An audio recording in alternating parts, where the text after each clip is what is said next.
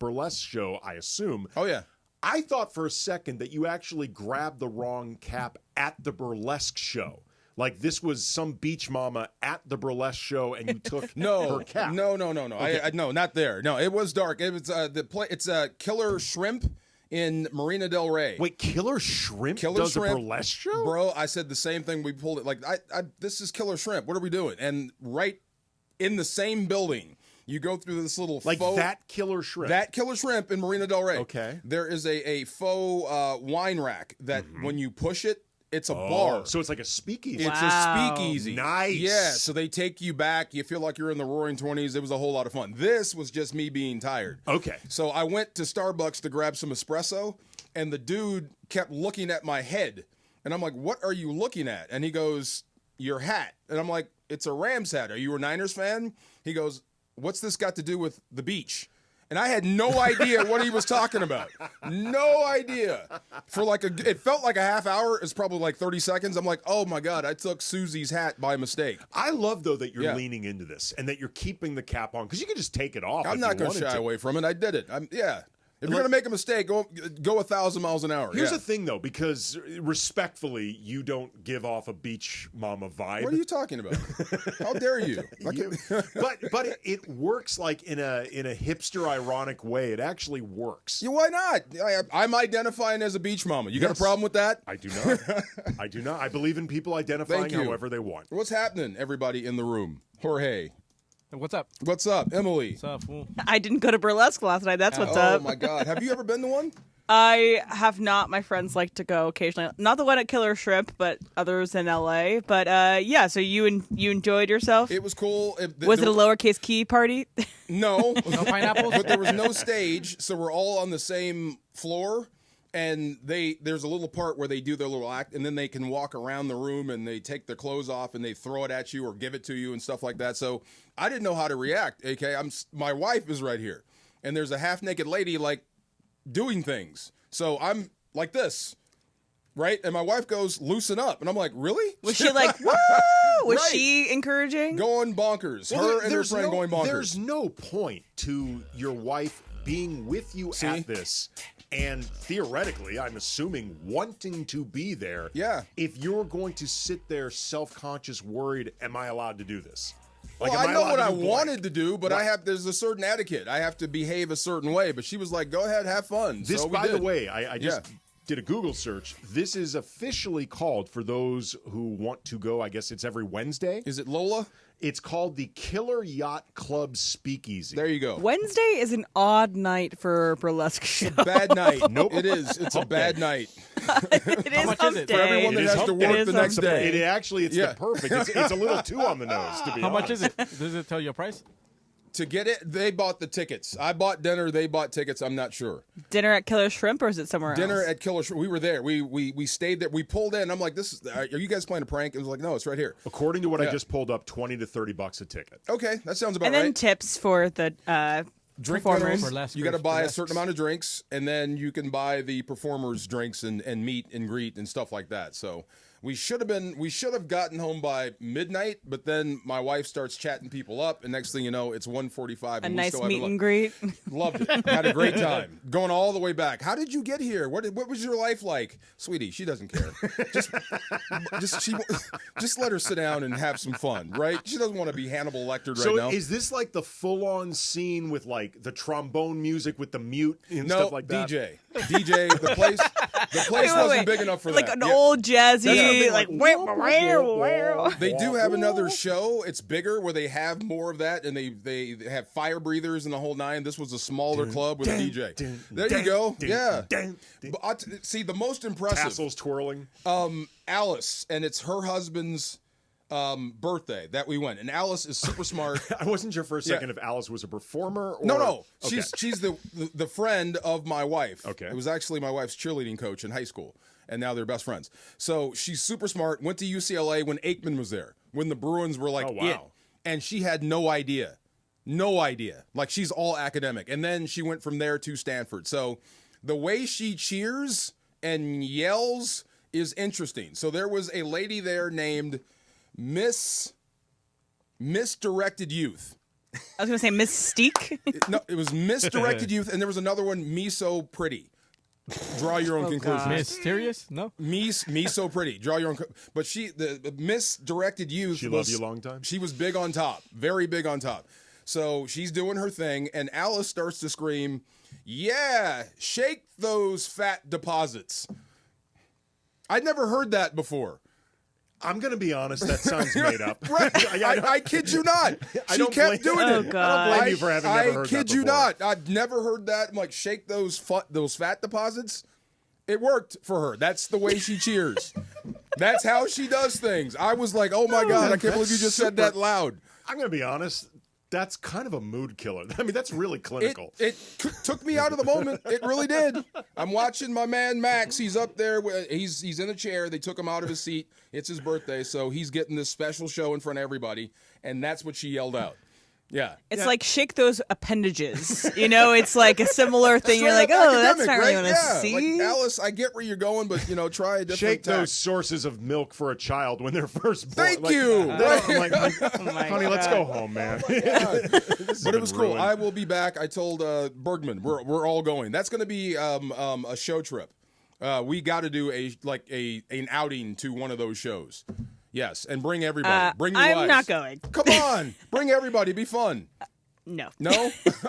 Just the guys, or I'm not going Everybody. with you. Emily, you're gonna miss out on the opportunity to Come on. yell, shake those fat deposits. See, Come I'm glad. on. Right, See, you get exactly. stuck on And be that, around right? my coworkers Doesn't that sound during fun? this. I've been Doesn't chewing that on sound that fun to for you? about Yeah. 8 hours. Wow. Anyway, good stuff. Yes. But it does sound a lot like a drag show. Have you ever been to a drag show before? Never. Okay, they're Never. really I have, fun. yeah. They're very similar in vibe to this. Obviously, it's just different kind of Like drag is in fat drag? deposits. Okay, I happened upon one in New Orleans. Okay. Yeah. That is where you often happen upon a show like that. Right. But they tend to be Yeah. like similar names, like Misguided Yes, and okay. Mystique or whatever like that. But there's a bunch of really great drag shows here in LA if you have a chance Oh. to see them. And they're all really talented. They're really fun. They, you sing and dance and you do similar things where like you're cheering and all that Yeah. stuff. It's great. Dude, when she busted out the Charleston, and she was dead serious like with it. She was getting down doing the Charleston. Which This was the other one. It wasn't Misdirected Youth or Me So Pretty. It was the other one that was kind of like the choreographer, so she could really dance. So she did her whole act, and then all of a sudden busted out into the Charleston. She's like their Lisa Estrada. Kind of. Who runs the there Laker you go. girls. There you go. She's their Lisa. You've been on Bourbon Street before, right? Yeah. Oh, yeah. Okay. Remember that club where they had the lady that swings in and out? I don't know if I mean It's I like have a not- mannequin up there. I have not been to Bourbon Street specifically since probably mid '90s or early 2000s. It's iconic. It's in every Okay. like Runaway Jury where Yeah. they want to show you you're in Oh, New Orleans. yes. They show that. Yes, so yes. it was that one. So we walked in thinking it was one thing. Wait, this is not what we thought. But this is fun. You know what I mean? So that was my first and only in a drag thing there. I mean, drag show. You just mentioned you want to make this a station event. Yeah, we should. Like a station outing. Too ambitious to say listener party? Hey. Yeah, Listener Wait a party. minute. it's a Wait, little no, too no, ambitious. I trust you guys. I trust We you meet up people with the in this Circle room. of Trust over at the Killer Yacht Club Speakeasy. I pass. Right, thank you. I'll See? go with the Marco, but Right. See, I know how Jorge is going to react in there. I don't know about some of these listeners. You know what I mean? I know how you're going to behave in there, AK. You got a lot to lose. Some of these listeners, not so sure. You saying you don't trust Crypto Ray? Just saying. I don't know. VP. Yeah, you might want to get more The VP security. of the Handsome Man Club. You don't trust him in the Killer Yacht Club You might want to get Speakeasy? more security in there. But a lot of fun. Struggling now. And my daughter had to stay up because we had to leave her with them. So it was her first time staying up on a school night. Them being Their kids. So we went out with another couple. So their Oh. kids are a little bit older. So they babysat, and we didn't get to pick her up until like midnight. So it was the first time she got to stay up on a school night. So she's dragging butt this morning. Oh, it's so funny. I don't want to go to school. You're going to school. a couple weeks ago. Like, thankfully, the school said have all the kids show up maybe around 10:30. And as it turned out, my daughter was one of the only ones who I thought they were supposed to go. Most of her class didn't. They did a group outing to Universal Studios Ooh. on a Thursday night. and we did not pick them up until 12:30. Ooh. She was dragging for about 48 hours Did afterwards. she make it the next day to school? She did make it to school the next day. I only brought her because I thought that it was semi-mandatory for them to go. Yeah. But they were allowed to sleep in an extra couple hours good before for they them. went. Good for them. As it turns out, most of her classmates didn't go. If I known most of the kids weren't going to go, I wouldn't have sent her in the first place. Oh. I just thought she would have gotten in trouble if she didn't go. Oh, okay. Well, if I take off this hat, you'll see the helicopter blades. So any sort of outing, I'm going to be a chaperone. Like to that, I'm definitely going. So I'm feeling you. But you got to, this is what adulting is. Yeah, you have to get up and go to work the next day. Yeah. By the way, we have given a lot of pub and shine to the Killer Yacht Club Speakeasy. If they're looking for sponsorship, right here. DeMarco, you could become... I left him a card. I left him. Sure you you want to did. advertise? I know some people. I'm sure you did. All right. Other big news Yes. beyond DeMarco just being at the Killer Yacht Yes. Club Speakeasy. Shake those fat deposits. That is so clinical. It is, right? That truly ruins everything about it. You have nice bunions. The Rams Yes. and the rest of the NFL, they have a schedule. DeMarco, you were with the Rams upon revealing all this, so you know Yeah. the reaction from the team. We are going to get into that next. Travis and DeMarco Show, 710 ESPN. Yeah. Shake those fat deposits. For ESPN LA contest rules, go to ESPNLA.com and click the contest button. Accident or injury, call Jacob and Ronnie. Call Jacob. Hey guys, what's up? It's George Sedano. Waiting is never fun. Usually nothing good happens when you wait. My friend Jacob in the law offices of Jacob and Ronnie want to make sure you don't wait after an accident. Immediately after an accident, before talking to the insurance company, call Jacob, man. Jacob and his team will do all the work, make all the phone calls, handle the paperwork, set up the doctor's appointments, whatever the case may be. And when you speak to the insurance company first, it's a big mistake. Because you know why? They may later use your words against you. However, Jacob and his team, they'll guide you through the process, get you the compensation you deserve, and you don't have to pay Jacob unless he wins. Nothing out of pocket. Free. Gratis. So if you're injured in an accident, the first name, the first thought, the first call should be Jacob. Jacob, Jacob, Jacob. The consultation is free. That's right. Free. I told you. Gratis. Don't wait. Call Jacob 24 hours a day at 844-24-JACOB. That's 844-24-JACOB. Call him 844-24-JACOB or visit him online at calljacob.com. Call Jacob.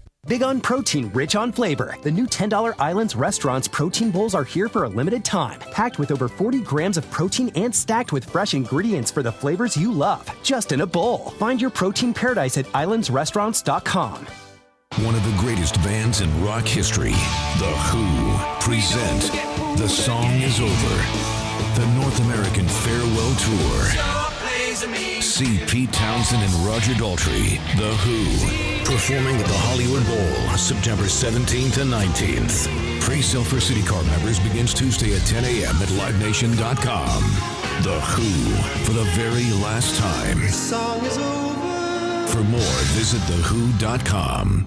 Texting enrolls you into recurring automated text messages. Consent not required to purchase. Message and data rates may apply. Hey, Dan, how you doing? Haven't seen you around the gym for a while. Yeah, I've really fallen off. Since I turned 40, I just don't get the results I used to get. Could be lower testosterone. Lower T? Yeah, I went through it a while back. Once you hit 40, your body has less free testosterone. I got Nugenix Total T, and it's made a huge difference for me. I've seen that ad on TV. Is it for real? Oh, yeah. The key ingredient is something called Tesnor, which helps boost free and total testosterone levels to help you trim up and stay lean. And it's made a difference for you? Man, I feel like I'm in my 20s again, at work, in the gym, and in the bedroom. Are they still giving out complimentary bottles for people to try it for themselves? Yeah, you just need to send them a text. Text Kettle to 321-321 right now for your complimentary bottle of Nugenix Total T, the #1 selling testosterone booster at GNC. Plus, text now and we'll include a bottle of Nugenix Thermo, our most powerful fat incinerator ever, to help you get back into shape fast. Absolutely free. Text KETTLE to 321-321. That's Kettle to 321-321. And yes, welcome to the Travis and DeMarco Show, now mornings 9 a.m. to noon on 710 ESPN, your destination for LA sports. Let's get back to the fellas. The Travis and DeMarco Show continues right now. Yep, that's it. Yep. Swinging the long glove and threw it on my shoulder. Swinging the tassels without using her hands? Yes. Miso Pretty came behind me. I was wearing a shirt, a button-up shirt, and she came behind my wife right there and started like unbuttoning my shirt. I'm like, if we weren't in here, this little person would be all over you right now, and me. But yeah.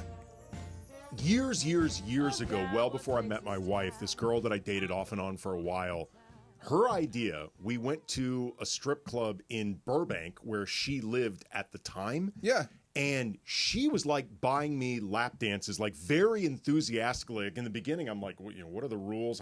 She was how making much it rain for you? How much? Yes. Yeah, very much. Yes. Yes. I'm like, I believe literally she made it rain. Wow. Like she actually dropped a fair amount of money in this. No way. And like, in the beginning, I'm like, am I allowed to be enjoying this? Like, how much am I supposed to be looking, whatever? And to your point, the rules just change. Yes. The minute you enter a place as a couple like that, the rules completely flip, but only in that place. Like if you are just in a regular club or a bar and there's a woman within your proximity like that, like you said, it's on. It's on. I know.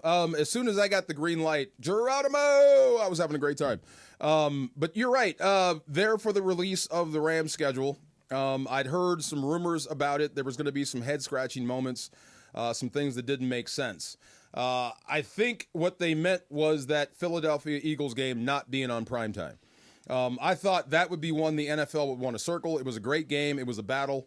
The eventual champions of the world of professional football pointed out the Rams as their toughest opponent. That, to me, said primetime. You want to see this again on a not neutral surface, but a game where weather is not a factor. And let's see who wins that battle. Which they did. I mean, it's going to be September 21st in Philly. That should be a relatively elements-free game. You're right. That is... Is that weird? That is unusual that would not be prime time. I would have bet, I'm not a betting guy, but I would have bet money that would have been a primetime game, so that one surprised me a little bit. I do like where the Baltimore game sits, because when you have to go play AFC North ball, it's the toughest division in football, if you ask me. Every stadium's outdoors. They play a physical brand of ball. They beat you up, and they test you in all three phases. Offense, defense, and special teams. Remember how it ended the last time the Rams were there on a punt return. So I like the way it sits. You get a break before you play them, and you get a break after. Well, okay, real quick, and the NBA playoffs, the draft, free agency, the offseason, every moment of what the purple and gold on the biggest offseason in history, we have your dose of what's next for the Lakers, thanks to Pro Baller, the official energy drink of the Los Angeles Lakers. You mentioned where the Ravens game sits, Philly game sits. Let's quickly, for those unaware, run through the schedule. Hit it. You open week 1, September 7th, at home versus the Texans. Following week, you go to Tennessee for the Titans. Following week, you go to Philly for the Eagles. Following week, you are hosting the Colts. Then on October 2nd, Thursday night, primetime, obviously. Bring it. At home versus the Niners. Where is he? Versus the Niners. Hold on a second. Let me look at him. Thursday. Wait, can you see me or you see me double? I'm looking right at you. You see a W. I'm right there. You Thursday. see a W here? As soon as that came out, you're the first person I thought about. Oh, yeah, we're talking. Yeah, okay, go ahead. Week 6, you go to Baltimore for the Ravens. Rams and Ravens, those have recently been... It's fun stuff. They're always tough. You still haven't really figured out Lamar, and I think for some reason, I think Harbaugh and the Ravens bring the best out of the Rams. They take it to them, and it's just they refuse to go away, and it's always a battle. And through 6 weeks there, you have half of those games against teams that were in the playoff last year. You have Texans, Eagles, and Ravens through week 6 that are playoff teams. So you'll know. Yeah, anybody tripping off opening up with the Texans at home? It's not a sexy matchup for sure. It's not a sexy matchup, but I think it could be a good football game. It will be a good football game, and it's smart. I know Texas, it's warm in Texas, so I think you won't have a problem outselling them. Well, yeah. Yeah, I don't think there'll be a stadium takeover for week 1. That is true. I forgot about that. Yeah, I think it'll be more Rams fans and Texans fans for sure. And so always a factor in LA. Everybody in LA is in business for the most part. Week 4, you can sell over. No, not this year. You know what? Good. Take over. Because I love to see those shots of those Niner fans leaving up the escalator. Love that. Is there a fire drill? Is there a fire drill? Is everyone's leaving way too early? Yes. Bye-bye. Nah. I remember it was, I think, either the second to last game or the last game of the season last year. I was filling in for Kirk with Travis for Rams pre and post. Yeah. And it was against the Cardinals. And I was like, we noted how this was one of the few games in the season that there was not a takeover. Like there was not much. It's Cardinals, Seahawks, and then some other teams randomly. I was like, trust me, I grew up in St. Louis when the Cardinals were the St. Louis football Cardinals. I've experienced that fandom. They barely give you a reason to show up in your own building, much less travel. True. I heard something that made me think about you. I heard the Chiefs are going to move to Kansas, and the Royals may be moving to Kansas. So the state of Missouri, that's 3 teams. Well, the president will finally know where they're located. But I feel like they have been talking about that for a while, about Kansas and Missouri. And you can absolutely walk your stuff to Kansas from there. It's yeah, right I mean, there. it's not very far regardless, but I think a lot of people probably do presume that they're in Kansas City, Kansas. Kansas City, Missouri is way bigger than Kansas City, Kansas. No doubt, and you can't lose. Week Chiefs. 7, they travel to London, baby, taking on London's home team, the Jaguars. London call. I'm excited for that game. Everything. Week 7, week 6 or 7. You know what your team is going to be outside of injuries, whatever. You know what it is and what your complexion is. I can't wait to see Travis Hunter play live. Yeah, I really can't wait to see him there. By the way, I'm side really excited. note with Travis Hunter, it is awesome how much stuff is coming out about just how awesome a kid he is. Yeah. Like high integrity. Like I had no idea. I truly did not know this, that he's like an academic All-American.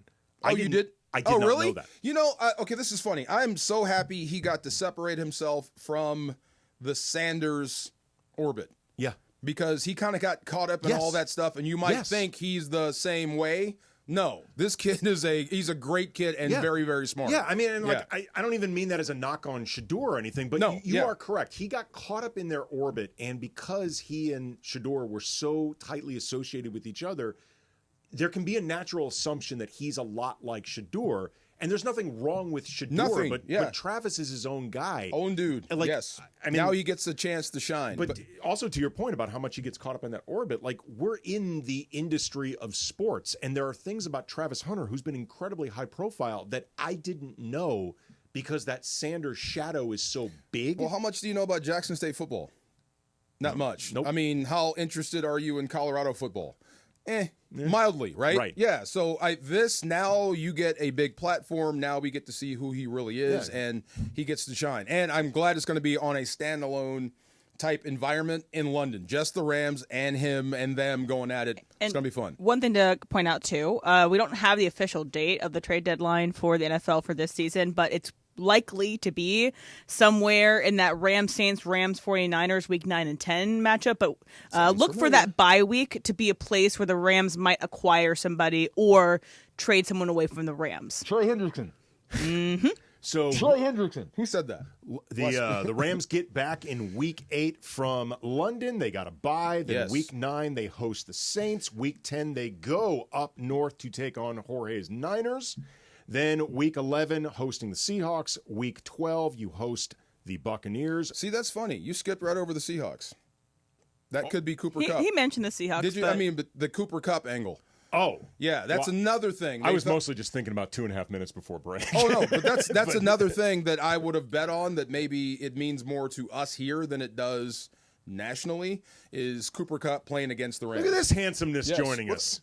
Clinton Yates walking into the studio. I thought that would have garnered some more national interest, but we'll see. And there's no guarantee he's going to be there. He's had an injury history. I was just going to say, I'm sure it's going to be really emotional for the Rams, really emotional for Kupp. It is unfortunately not a given that he'll be on the field. No. And it's a receiver in a return as opposed to like a quarterback in a return, which I think is those are the ones that get prime time. Yeah. Receiver, not so much. Isaac Bruce caught his 1,000th pass against the Rams in a 49er uniform in St. Louis.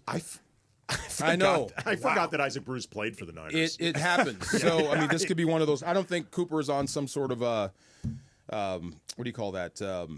Catch streak or whatever, some sort of record streak. But that was weird to see Isaac do that there. You can see that with Cooper. Cooper could actually beat you if he's actually on the field when you play him. Did you see your team got a shout out in the Rams schedule? Who? Release? The Super Bowl team? Did they really? Yeah. I didn't see that. So the schedule release for the Rams was done by, I can't remember the actress's Brenda Song from Disney Channel. And there was one of the jokes they told, I guess the Titans are on the schedule, is that right? Was about how, 1 yard short. And, there it was. So I was like, oh, look at that. DeMarco's team. Every time I see Eddie George, I do this. One thing to I mention, run. too, with the Seahawks game is that Jared Verse against Sam Darnold yet again. yeah. And so see if Jared Verse can get after him like he did in that playoff game. So Cooper Kupp might not even get a chance to catch a ball if the defensive line is in their face. I just saw Jared Verse yesterday. Is that right? Leaving the building, and he has made the biggest leap you're going to make is year 1 to 2. When you get that off season, you don't have to go to class. You're a professional athlete, and you train and eat, and this is all you do. His body's changing already. Is that right? His body is changing already. He's starting to lean out, thin out a little bit. So I think this dude might turn into Micah Parsons before it's all said and done. Like he'll just go up and down the line of scrimmage picking on people. He's so good. He is very good, and he's very mean, and I love that about him. There's a certain tone of voice that DeMarco takes when he's like really talking about football players that he likes, and you just got into that. It's subtle. If you don't know it, you're like, what does it sound like? I don't. It's not that it sounds. Now, mind you, I'm half hungover. I know, but it's not that it sounds any different. It's just there's a pacing and a lock in where it's like when you start talking about guys doing things the right way, it sounds especially defensive line. Yes, that's what I'm saying. Defensive I was like, ooh, he's got that voice. He gets it. He gets it. He understands it. He gets that. He understands this and all that. So he's may pointing be the at next Aaron great Donald for those of you not watching on he the is. YouTube feed. And I keep telling Travis this: enjoy him while you can, because at some point you won't be able to afford it. I said this many times last season. It is insane that last season Aaron Donald retired. Like, for the best defensive player in Rams history, one of the best defensive players of any era. And the defense did not miss a beat. Yeah. That is pass rushing wise, no doubt. That is in terms of what you were directly. If Aaron was out there, Donald. I don't think Saquon has a century day. No, that's on every carry. Probably doesn't go down. All right, we left off at Week 11 versus the Seahawks. Coming up on the flip side, we will get through Week 12 all the way to Week 18. Clinton Yates is going to hang out with us. Travis and DeMarco Show, 710 ESPN. The most followed sports radio station in the world. In the world. That's right. In the world. 710 ESPN. You know it. Yeah. Tell your friends. At ESPN Los Angeles on Instagram, Facebook, X, YouTube, TikTok, and Twitch. We're naturally entertaining. Yes. LA's mega sports station. 710 ESPN. Cap here. Here's the scenario. Your home is flooded and the damage is severe. Now it feels like your insurance company is turning on you. They won't approve a replacement living arrangement and the adjuster leaves you in the lurch. Take a breath and call Avner Gatt. With years of experience and a passion for helping people, if you've got water damage at home, call Avner Gatt today. 818-917-5256 or avnergatt.com. That's 818-917-5256. Avner Gatt. Your claim, our game.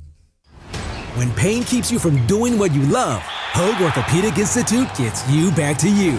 We are ranked number 18 in the nation and number 1 in Orange County for orthopedic and spine care by U.S. News & World Report. From the surf to the green, our world-class doctors are there, which is why more Californians choose Hoag Orthopedic Institute for orthopedic and spine care more than any other hospital. At Hoag Orthopedic Institute, there is no one better at getting you back to you. Proudly founded by premier physicians in partnership with Hoag. Learn more at HoagOrthopedicInstitute.com. Prescriptions require an online consultation with a healthcare provider who will determine if appropriate. Restrictions apply. See website for details and important safety information. Price varies based on product and subscription plan. Hey guys, let's talk ED, because millions of men experience it, but not everyone can access or afford treatments like Viagra. Well, Hims can help. Through Hims.com, you can get a full range of treatment options for ED, including daily or as-needed meds through a 100% online process. It all starts with an online intake form. Get started at hims.com/joy, and from there, a medical provider licensed in your state will determine if ED treatment is right for you. If prescribed, your medication is shipped to you for free. Find the ED treatment that fits your needs, with options up to 95% less than the brand names. Millions of men experience ED, but Hims can help. To start your free online visit and save up to 95%, go to hims.com/joy. That's hims.com/joy for your free online visit. HIMS.com/JOY. And yes, welcome to the Travis and DeMarco Show on 710 ESPN. I want to put my feet in the sand. I want to drink. I want to eat. I want to walk. I want to have the sun on my face. That's it. Let's get back to the fellas. The Travis and DeMarco Show continues right now.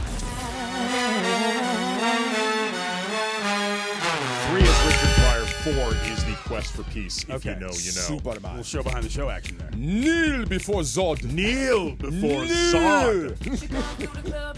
Travis and DeMarco show. Andy Kim and Ed Skin for Travis. Clinton Yates. Hey. What up, Morning man kiddos? hanging out. How we doing?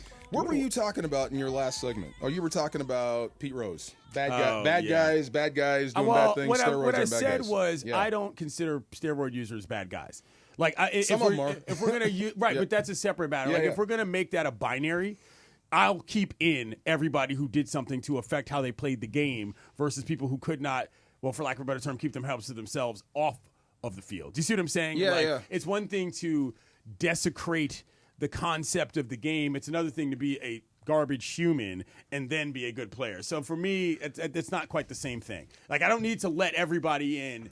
Like for example, if you're letting Barry Bonds in, I don't think that means you need to let Pete Rose in just because. You see what I'm saying? I do. Like, I do. I think see where you're going. There's a delineation there that I was referring to. I didn't know Pete would was have that them bad of a both guy. Yeah. I didn't know Pete Rose was a garbage human. Oh, yeah. Yeah.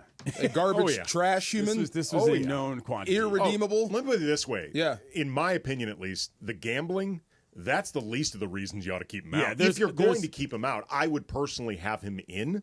But if you're going to keep him out, the gambling's not the reason. Right. There's a lot of stuff that we probably shouldn't bring up. But Yeah, let's gotcha. just say Okay. it's not appropriate for a family program. Nice. Gotcha. Yeah. So It is a live nation ticket Thursday on 710 ESPN. Listen all day for the cue to call. Be caller number 7 at 877-710 ESPN. You can win 2 tickets to The Who live at the Hollywood Bowl on September 17th, or you can get tickets now at Ticketmaster.com. Andy, by the way, speaking of family programming, tell Clinton about DeMarco's night last night. I was just about to ask, Clinton, Okay. are you much of a burlesque man? You know, the thing about okay. Yeah. The thing about Shake burlesque those is fat that it's deposits. It's oh my God, that is a great drop. It's one of those things where it's like I've never, at least stateside, been to a burlesque where the art was at high quality enough for me to deal with the. Does this make sense? Like, Yeah, I'm if with I'm you. going to the shaker clubs, as they call them in the Yes. South, that's fine. No, there's an If art I'm and going skill to this. a play, that's fine. Okay. If we're meshing the two, typically the quality of the shaking and the quality of the stage show meet somewhere in the middle and go down. Do you see what I'm I saying? got you. I'll go watch a community theater play. That's fine. Or a dance recital. Yes. Or whatever, performance. But if I'm going to the Shaker Club, I'm going to the Shaker Club. I don't need got these you. things Believe together. me, there was a 7-minute disclaimer on every talking about everything that you just said to get you ready. Right, to kind of set expectations for Okay. what we're about to see. And then they did a great job. It was Yeah, fun. no, I mean, I Yeah. have been to burlesque. Yeah. I have. There's actually a really popular one in D.C. that was like a sceney spot. You know, people would show up there, and it was an influencer joint, and then the burlesque show would happen, and it was like on this weird stage, elevated in the sky. It was a whole thing. But where did you go? Killer Shrimp in Marina Del Rey. Killer Shrimp? Right. Had a burlesque? There's a speakeasy right Hold there. the phone. right. That's what I said. My weekend plans have changed. Right no, I'm there. kidding. You know, you've been to Killer Shrimp. Yes. Right in the front a door. million times. If you look to the left, Right. there's a little entrance There's to another joint. There's a speakeasy in there. Wow. Right in there. Yeah, you might need to check this okay, place out. all Yeah, right. yeah. Little Keanu Jedi. He's too Okay, young listen, to know what's listen, going no, on. He's not going anywhere. But that's saying. what did they say? FYP getting too local? No, you there know we what go. I'm saying? Right. Like, yeah, man. Right there. Okay. They Yes, call sir. it the Killer Yacht Club Speakeasy. Wow. Okay. It was fun. On I had a good Wednesdays. time. I'm tired now, but it was a Yeah, good time. yeah. All good right. time. Good Yes, to sir. know. How Yes, about sir. that?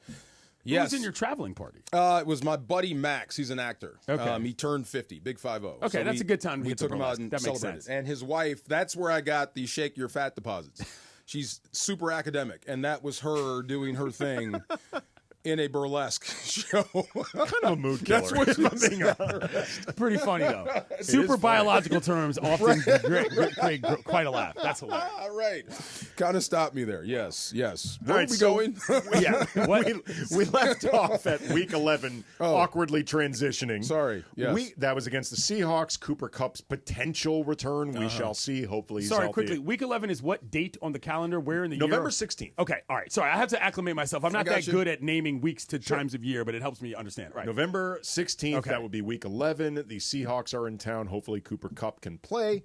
Week 12, November 23rd, the Rams are hosting the Tampa Bay Buccaneers. That one tripped me out because that is prime time. Kind of weird. Yeah. That's not Thanksgiving yet. Not yet. No, It's the Sunday before Thanksgiving. Sunday before Thanksgiving. Okay. That was the other thing. As the broadcast team guys, we got Thanksgiving off and Christmas off, so that's new. But the Baker Mayfield versus the Rams coming back to town as a primetime game, I'm like, okay, I'm trying to see the draw there. Well, let me set it up this way. Now that the NFL is doing this thing of taking over Christmas, and now that the international games are more, is it possible that there's just more slots you've got to fill Probably. that are allegedly prime time? Those 3 games on Christmas kind of changed things. I had not thought of it that way. You know but what I mean? that's Like, true. you got to do something with these primetime games because all of the other ones have been reassigned to different slots. You know what I'm saying? I guess the what I meant was I'm shocked that the Eagles aren't primetime. Oh, Rams, in that Eagles, week? Yeah, and then Yeah. the Buccaneers, Okay. Rams I see what you're saying. is Yeah, primetime. yeah. My theory is all of these teams are going to get some primetime slot. You're using the Rams to prop up the Buccaneers. Okay. I don't have a problem with that. Yeah, That's my basic theory. Are the Buccaneers supposed to be terrible? Or no, the playoff team. They're yeah, good. I mean, like that's what I'm saying. Like score it's almost 30 points a game. NFC South. good enough game. playoff Yeah, team. NFC Yeah. South does leave a lot to Not be a desired. super sexy matchup, except for that it is the Baker return. Yeah. He played his best game as a Ram, and I don't know. But it's not whatever. even a revenge game. It's not a revenge game. He owes Yeah, I the don't Rams know. like A thank you. Yeah, they Yeah. helped him out. A tip. He did. That's fine. He ought to tank the game as a thank you. Week 13, November 30th, you go to Carolina against the Panthers. Week 14th, December 7th, at Arizona versus the Cardinals. Now, this is another one that you would think would be primetime, but it is not. Week 15, December 14th, hosting the Lions. It's 125. A lot of eyeballs on that one. I mean, Eyeballs, but That's the late game. Yeah. The late game national slot. Correct. Presumably. Yeah. Okay. So prime time, no, but Prime time features- adjacent. It's game of the week. Game of the week. Right. Game It's a of the good week. call. Okay. Good call. Yeah. Close. That's close enough. And okay, for this too, looking at the schedule, we don't really have cold weather games. Thank God. Which is I'm sorry. great. So like from like when the cold weather starts to come, which is started in November, Seattle's probably gonna be the cold game ish, I but can not handle gonna be that. as cold. Yeah. And then we have domes or Carolina, which isn't going to be as cold as No. you might think it's going to be. Charlotte I'll does not take get that. that cold. I mean, they do get cold, but like not during football season typically. No, Yeah. I mean, you can. November 30th in Carolina is not. No, that's not that bad. Freezing. I'm saying That's- as opposed to say February 15th, but then that's As I have spent many a Thanksgiving around adjacent to Charlotte, it's enough that you're going to wear a jacket, but you're not going to be wearing a parka. Okay. I mean, these guys play in snow with no sleeves. Well, they'll be just Thank fine. God we don't Jackets have an always outdoor cold. Packers game. Yes. Like, goodness gracious. Thank goodness. And that Philadelphia game was cold, cold, cold. And I hate when you have to battle a good football team and the elements at the same Now time. here comes, by the way, the last 3 games for the Cardinals Rams. are coming up, but for the Rams, I think are interesting. Week 16th, December 18th, that's a Thursday night game. You go to Seattle, like we were just talking about, for the Seahawks. Then you have 11 days off before you go to Atlanta for Monday Night Football, a game that could be, if you believe in what you saw in Atlanta last season, could mean something. Semi-easy-ish game in Week 17 with good implications for the Rams because you are getting their draft pick. So you are trying you are trying to push them. I forgot about that. You are trying to push Crazy, them right? further. You're trying to push them further up. Sure. Right. So beating the Falcons helps out your own case. Then Week 18 versus the Cardinals. Hopefully by then You're resting guys. Yes. So you go from 11 days off to Atlanta, which is probably not going to be a rest game, but you're hoping a semi-easy, Raheem Morris, manageable it's going to be game. a battle. Yeah. But you're hoping at least quality of opponent versus Atlanta, semi-manageable game. Then Week 18, hopefully you've got everybody who matters sitting. You give your bodies hopefully an opportunity to recharge a bit before the playoffs that we're all assuming at this point the Rams are going to be a part of. Most important thing in the postseason is health. So if you get the rest at the end, so be it. But like you said, I think they're paying you back because you are flying the most miles of anyone. No, Chargers the are Chargers the are most. at 37,000. Then you're second. I mean, you're flying all over the world to play these games, and you have how many games in the early window? There's 1, 2, 3, 4 games. As in coming from the West Coast, first game's in. Yeah, that's on the East rough. Coast. McVay and his crew, they do a great job in that early window, but it's still hard going from west to east and then getting up and That'll playing help ball. them, though, for the eventual game in London. Oh, like yeah. You just start adjusting your body to adjusting. Yeah. I have theories about that, but we can talk about that later. What's your theory? What point of the year is that game in London? Week 8. Like I feel that I don't know what your experience is in this, but like there's that whole thing of like the entire season is about building up to London, and then you go to London, and the entire series becomes about like recovering from it. That to me is such a fascinating job for what coaches have to do. You know what I'm saying? Like it'd be one thing if it was week 1, you know what I mean, or if it was week even 12, because you'd have a whole portion of your season. Having it right in the middle, I think it's a little trickier that way. I do. I've heard 2 schools of thought. Yeah. One, get over there early to acclimate and then play and go home. Sure. So Jeff Fisher did that. He brought the team over on Tuesday, stayed there to acclimate. The Patriots and Bill Belichick got there on Friday. Okay. Beat the snot out of the Rams and flew out of there. Left. Okay. Right. So right. And then the Rams adopted that. If you get there and play within 48 hours, then the time change doesn't affect you. Sure. So that's how they're doing it now. That's interesting, though, because the Rams, the previous game is in Baltimore. They're going to be on the East Coast anyway. Oh. Stay there. Stay there. Okay. Right. Depending on whether... By there, you mean Baltimore? Stay in Baltimore. Or on the East Coast. On the East Coast. Yeah, depending if you have practice facilities and the weather, stay there, practice, fly to London. These are the kind of logistics that fascinate me about sports. Really? Give us some recommendations, Clint, on what to do in Baltimore. Be more. Tell you where not to go, too. Where's Bodie? That is actually maybe the most important thing you can tell them. No, seriously, guys, don't go there. All right, coming up, as always, this time, we go to the far side. Take a little trip to the far side. That is up next. Travis and DeMarco Show, Clinton Yates hanging out, 710 ESPN. If you ever had to deal with chafing, trust me, I have too. So whether it was back in the playing days or just going out for my morning walks, chafing is no joke. It sucks. That's why I always keep Highlands Chafing Relief on deck. This stuff has been a game changer for me. Goes on like a cream, dries like a powder, stays put even through sweat and water. No greasy mess, just all-day protection. If you've already got some chafing down there, don't worry, you're not alone. Highlands Chafing Relief soothes it fast with aloe, shea butter, and tea tree oil. So whether you're running, riding, hiking, or just dealing with the heat, construction workers, listen up. Highlands Chafing Relief has your back and your thighs and your arms. You get the idea. You shouldn't have to stop doing what you love just because of chafing. Trust me, grab some Highlands Chafing Relief and feel the difference now. Available today at Walmart and Target. Steve Mason and John Ireland. Mason and Ireland, today at noon after Travis and DeMarco. Name John's boat. I would call it the Worthy. Oh, that's a good idea. Worthy. You know, last time Worthy was here, in the tram is this older couple who went to North Carolina when Worthy was there. It was like they had seen the Lord. It was amazing. So if we named it the Worthy, everybody at the dock would know exactly what we were talking about. The OGs of LA Sports Radio. That's Mason and Ireland. On 710 ESPN. Hey guys, it's Sedano. Los Angeles International Airport's People Mover trains begin rolling early next year as part of LAX's ongoing investments to transform and improve your travel journey. The People Mover trains will quickly move guests between their terminals and our new consolidated rental car center, metro trains and buses, economy parking, and Kiss and Fly lot. The trains will make it simple and fast to get to your LAX destination in 10 minutes or less, and trains depart every 2 minutes beginning in early 2026. Learn more at lawa.org/ESPN. Cappy here to tell you about my great friends at Ocean Subaru of Fullerton. I'm a huge fan for so many reasons. The safety, technology, versatility, reliability, and they're all about the Subaru Love Promise. The cars are spacious and sporty. You got to go see my boy Omar and his team at Ocean Subaru of Fullerton. They're focused on your needs, and they're the most knowledgeable people when it comes to getting you into the right Subaru. Ocean Subaru, 1100 South Euclid in Fullerton, just off the 91 freeway. Go to OceanSubaruOC.com. That's OceanSubaruOC.com. Ocean Subaru of Fullerton, where every journey starts with love. Find what you love what you find. A Total Wine and More. There's so much waiting for you. Spirits and beer, thousands of wines. Guides in the know and prices so low, it just might blow your mind. You're gonna find what you love and love what you find. With curbside pickup and delivery available, you'll always find what you love, only at Total Wine & More. Drink responsibly, B21.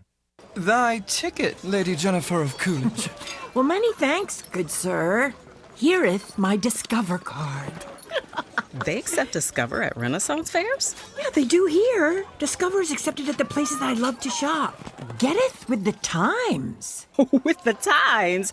You're playing the lute. Yeah, and it sounds pretty good, right? Discover is accepted at 99% of places that take credit cards nationwide. Based on the February 2024 Nielsen report. This is the Travis and DeMarco Show. Now weekdays 9 a.m. to noon on LA's mega sports station. 710 ESPN. You unlock this door with a key of imagination. Beyond it is another dimension. A dimension of sound, a dimension of sight, a dimension of mind. You're moving into the land of shadow and substance, of things and ideas. You've crossed over into the far side. I'm in the far side. You're in the far Let's side. Go. It is the middle ground between light and shadow. Do you know what helped? 4 or 5 hour ride. I jumped in the ocean. It helped. Between science and superstition. I gotta feel quick. I gotta feel quick. I gotta feel fast. I want to feel naked out there. And it lies between the pit of man's fears and the summit of his knowledge. The far side. Shake those fat deposits. By the way, that is a hit in the YouTube comment section. Oh, is it really? Yeah, Okay. Shake those fat deposits. It works. The least surprising news of the day. You can say that. You guys got me thinking of an old teammate I had named David Rocker. David Rocker is a guy that you might remember. Remember Mike Utley, the football player that broke his neck? Oh, Detroit yes. Lions and was paralyzed. Oh, yeah. Okay. Is that thumbs up? Was that I who think gave the so, thumbs up? yes. Okay. Well, David Rocker was the D lineman he was blocking that gave him the hip toss that had him land on his head. So, yeah, he was in his 91 to 94. So he was in his third or fourth year when I came in to the NFL as a rookie with the Rams. So he was already there. So he was one of the veterans that I had earmarked. I'm going to chase you down. But you guys had me thinking about this with Austin Barnes. And I think you said it right before the show started. He's a great team guy. He's had a great career. But sometimes you have to step aside to let youth come through. So I just remember he was so ingrained. This is David Rocker. And his brother was Tracy Rocker at Auburn. I do remember Tracy Rocker. He won the Outland. So Yes. I was in awe of David Rocker, but I felt bad that I have to chase you down because I'm not going home. This is my dream. I need a spot. You're in it. I got to compete with you, and you're going home. So it's one of those things. He was the team chaplain. He was best friends with the two starters that were in front of us. And the coaches loved him. So it was an uphill battle. Not only did I had to fight against you and compete against you, I had to fight against perception too because they loved him. And even when I started to, outperform him, the two starters and the coach kind of looked the other way or didn't give me a lot of props because it wasn't what I was doing. It was they didn't want to downplay what David wasn't doing because they loved him so much. These are basic politics, yeah. Yeah, you know how it goes. Right. And it was so subtle. It wasn't anything mean, and I understood what that meant. But when I heard you say he's a great locker room guy, and he is, and he's a guy that, what did Dave Roberts say? He is a lifetime Dodger. All that stuff matters, sort of. What matters is you have to get the best players up here and the best players available to play for your football team because we're all here to do one thing, which is win. You know what I mean? I do think that there is another interesting element. I don't know if you guys talked about this to Barnes being gone, which is the Kershaw angle. Yeah. You know what I'm saying? He's his personal catcher. That was the reason he was here to begin with for so long. It's like there were people that thought Austin Barnes should have been off this team 5 seasons ago. Well, I keep hearing that. Yeah. That's I keep hearing that. That's actually, by the way, I mean, some of this is the Kershaw piece of it, like him being Kershaw's preferred catcher. But I think there also is a degree of loyalty / sentimentality / we recognize what you mean in our clubhouse, Austin Barnes. Like you don't last that long with one team as somebody who's never even sniffed an all-star appearance without being a great. He's good too. Great. He is that cool. Yeah. Unless you're special going to Canton or Cooperstown, then I don't think that holds water with me. It really doesn't. If your only value to a team is your loyalty, well, no. I meant loyalty towards him from the Dodgers, not his loyalty to the Dodgers. I think what's a critical element here that I don't think has a direct comp in football is the position he played.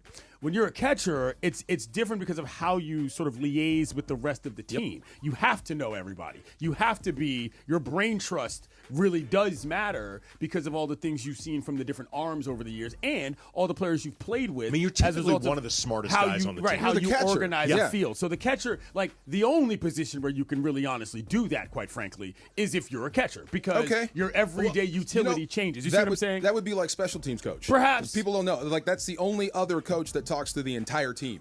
You know, Yeah. but that's part of it is the fact that he played behind the dish, but wasn't necessarily the biggest producer at the plate. That mattered. I don't get the whole Kershaw angle. You can't pitch to another guy. Well, he does. I mean, he's pitched to Will Smith. It's not like he's only. Well, what are you looking at? Pitched to Austin Barnes. Are you with me or what? I'm just saying. There was a time in people's careers where people thought that was a little bit lame. Okay, the idea of Having the your own personal catcher. is not something that everybody finds And cool. by the way, he's not the only one that Kershaw's had. A.J. Ellis was his personal catcher. And they eventually traded Ellis. Sure. Ellis, I think, on balance, was probably better than Austin Barnes. What happens to Will Smith when Kershaw comes in and says, "I want my own guy"? He's not. Don't you get a little upset? He does pitch to Will Smith. It's not He like does, he never but does. anyway, well, you know who his personal catcher was in high school? Matt Stafford. So, you know, he's been doing this for a long time. So I just feel that. And Kershaw, by the way, even by the standards of professional athletes, exceptionally OCD. Oh, yeah. And like I can see that. I didn't mean that as a knock yeah. on Clayton. I just meant it as there was an era in which a certain level of dude could get away with I've got a personal catcher. Well, me and was it Maddox had his own guy forever, right? I don't remember that. Greg Maddox had his own catcher forever. He brought him up yesterday, and he's on YouTube talking with Maddox about certain things. Yeah, that is a rarefied air situation.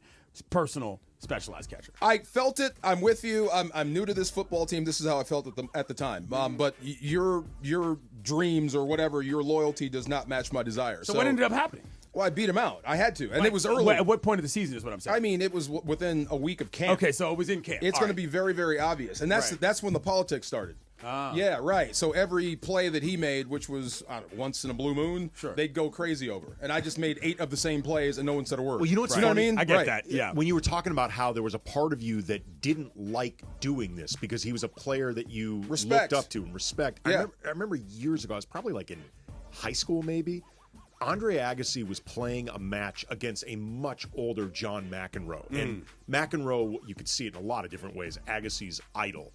And Agassi was destroying McEnroe, just tearing him apart. And you could see that it was killing him to do this. Yeah. It was like you could feel I hate that I have to do this to one of the reasons that I play this game in the first place. I don't have that. If I'm going against I'm you, finna get you. I don't care. Right. Well, I mean, Agassi did. I get it. It's also different in a non-team sport, but I get it. If I have to send you home or send you to the bench, that's a different deal. But if I'm playing against you, I can care less about you. I am Larry Holmes beating up Ali. Yeah, you better fall because I'm not going to quit punching you. Look, Right. I'm sure. You know what I mean? sure David Rocker did that to somebody else when he first came in. Right. Mike you had to Tyson do it. felt great beating up Larry Holmes for what he did. Quick yeah. sidebar question about that. You said he was the guy that ended up being engaged in the play when another player got injured. Yes. What is the psychology of that with guys when something happens like that? Okay, I tell people this all the time, and I mean this. The hardest play in the world is a play after someone hurts their neck or has a spinal when they got to bring out the flatboard and the gurney and everything.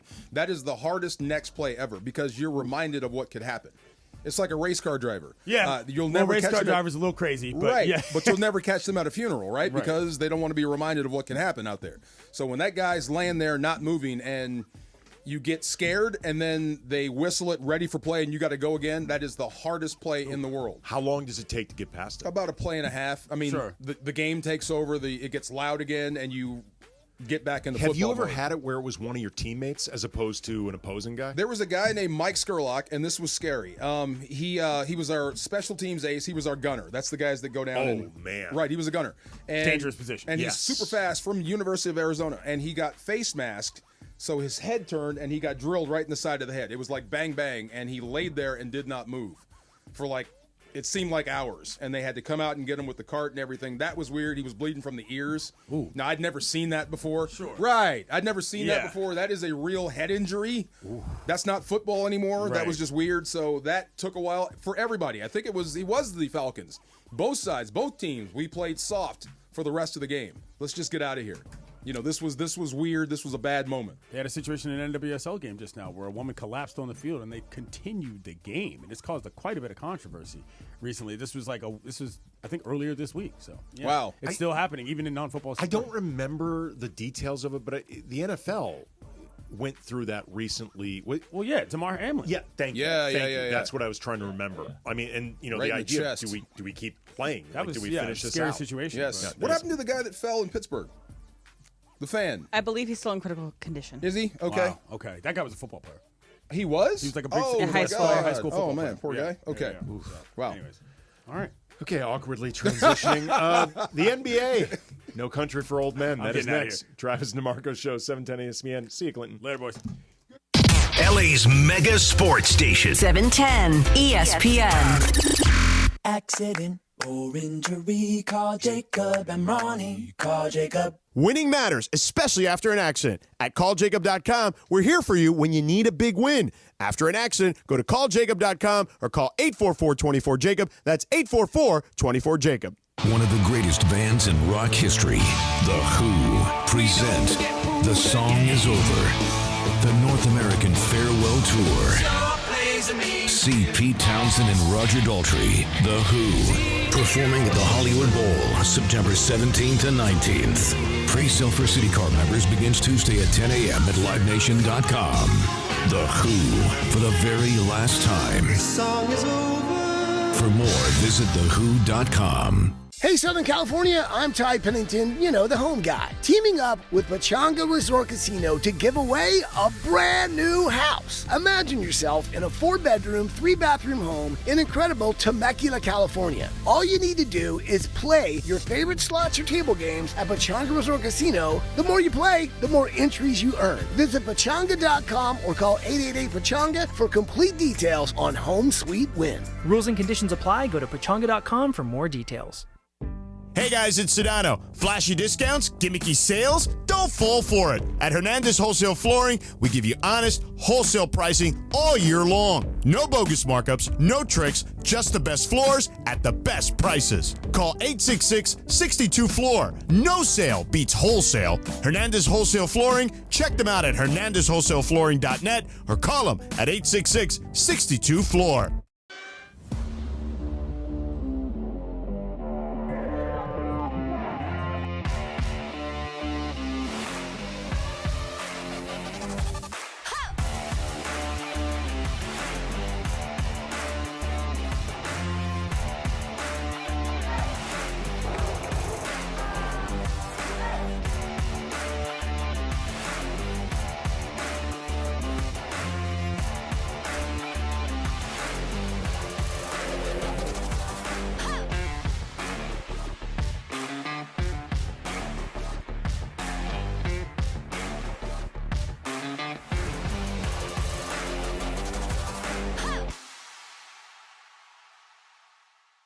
Former Rams quarterback. Sean Mannion. Sean Mannion. He is now the offensive assistant for the Green Bay Packers. He's the quarterback coach there now. I'm sorry. For the Packers. So, and the text was, do you remember when this guy was better than Jared Goff? Because that's what we were pushing back then. And I said, I don't know if he was better than Goff. He had a bigger arm than Goff. And I think we had Goff fatigue. Yeah. Am I remembering correctly? Sean Mannion, very tall? Super tall. Yes. Drafted in the 3rd round. I remember him. That's the thing I remember most about Sean Mannion is that he was very, very tall. And had a cannon. Yeah. Good. But that's pretty much all he had. So it was just funny that he came back up and now he's a quarterback coach with the Packers. I had completely forgotten about that name entirely. That's what I said, yes. The NBA playoffs, the draft, free agency, the offseason, every moment of what the purple and gold do on the biggest offseason in history. It really is a big one. What are they going to do, bro? I know you know. Who are they going to get? Giannis? Come on. No? They're not getting Giannis. They're not getting Giannis? They're not getting You Giannis. messed We up my have whole your day. dose of what is next for the Lakers thanks to Pro Baller, the official energy drink of the Los Angeles Lakers. Unfortunately, the NBA playoffs do not involve the Lakers anymore. Steven Adams. They're going to get Steven Adams. I think he's a possibility. Okay. I think he's a possibility. He fits, right? I mean, that would help your defensive woes. I think with Steven Adams, it's going to matter how much Houston wants to keep him around because he was helpful for a team that, at least for the time being, if they don't, say, go after a Giannis and get him, they're still a young, inexperienced team. They could use more veteran culture. Steven Adams is great for that locker room. I also wonder how much he's going to cost because the Lakers may not have anything other than a mini mid-level that they can offer a little bit under $6 million.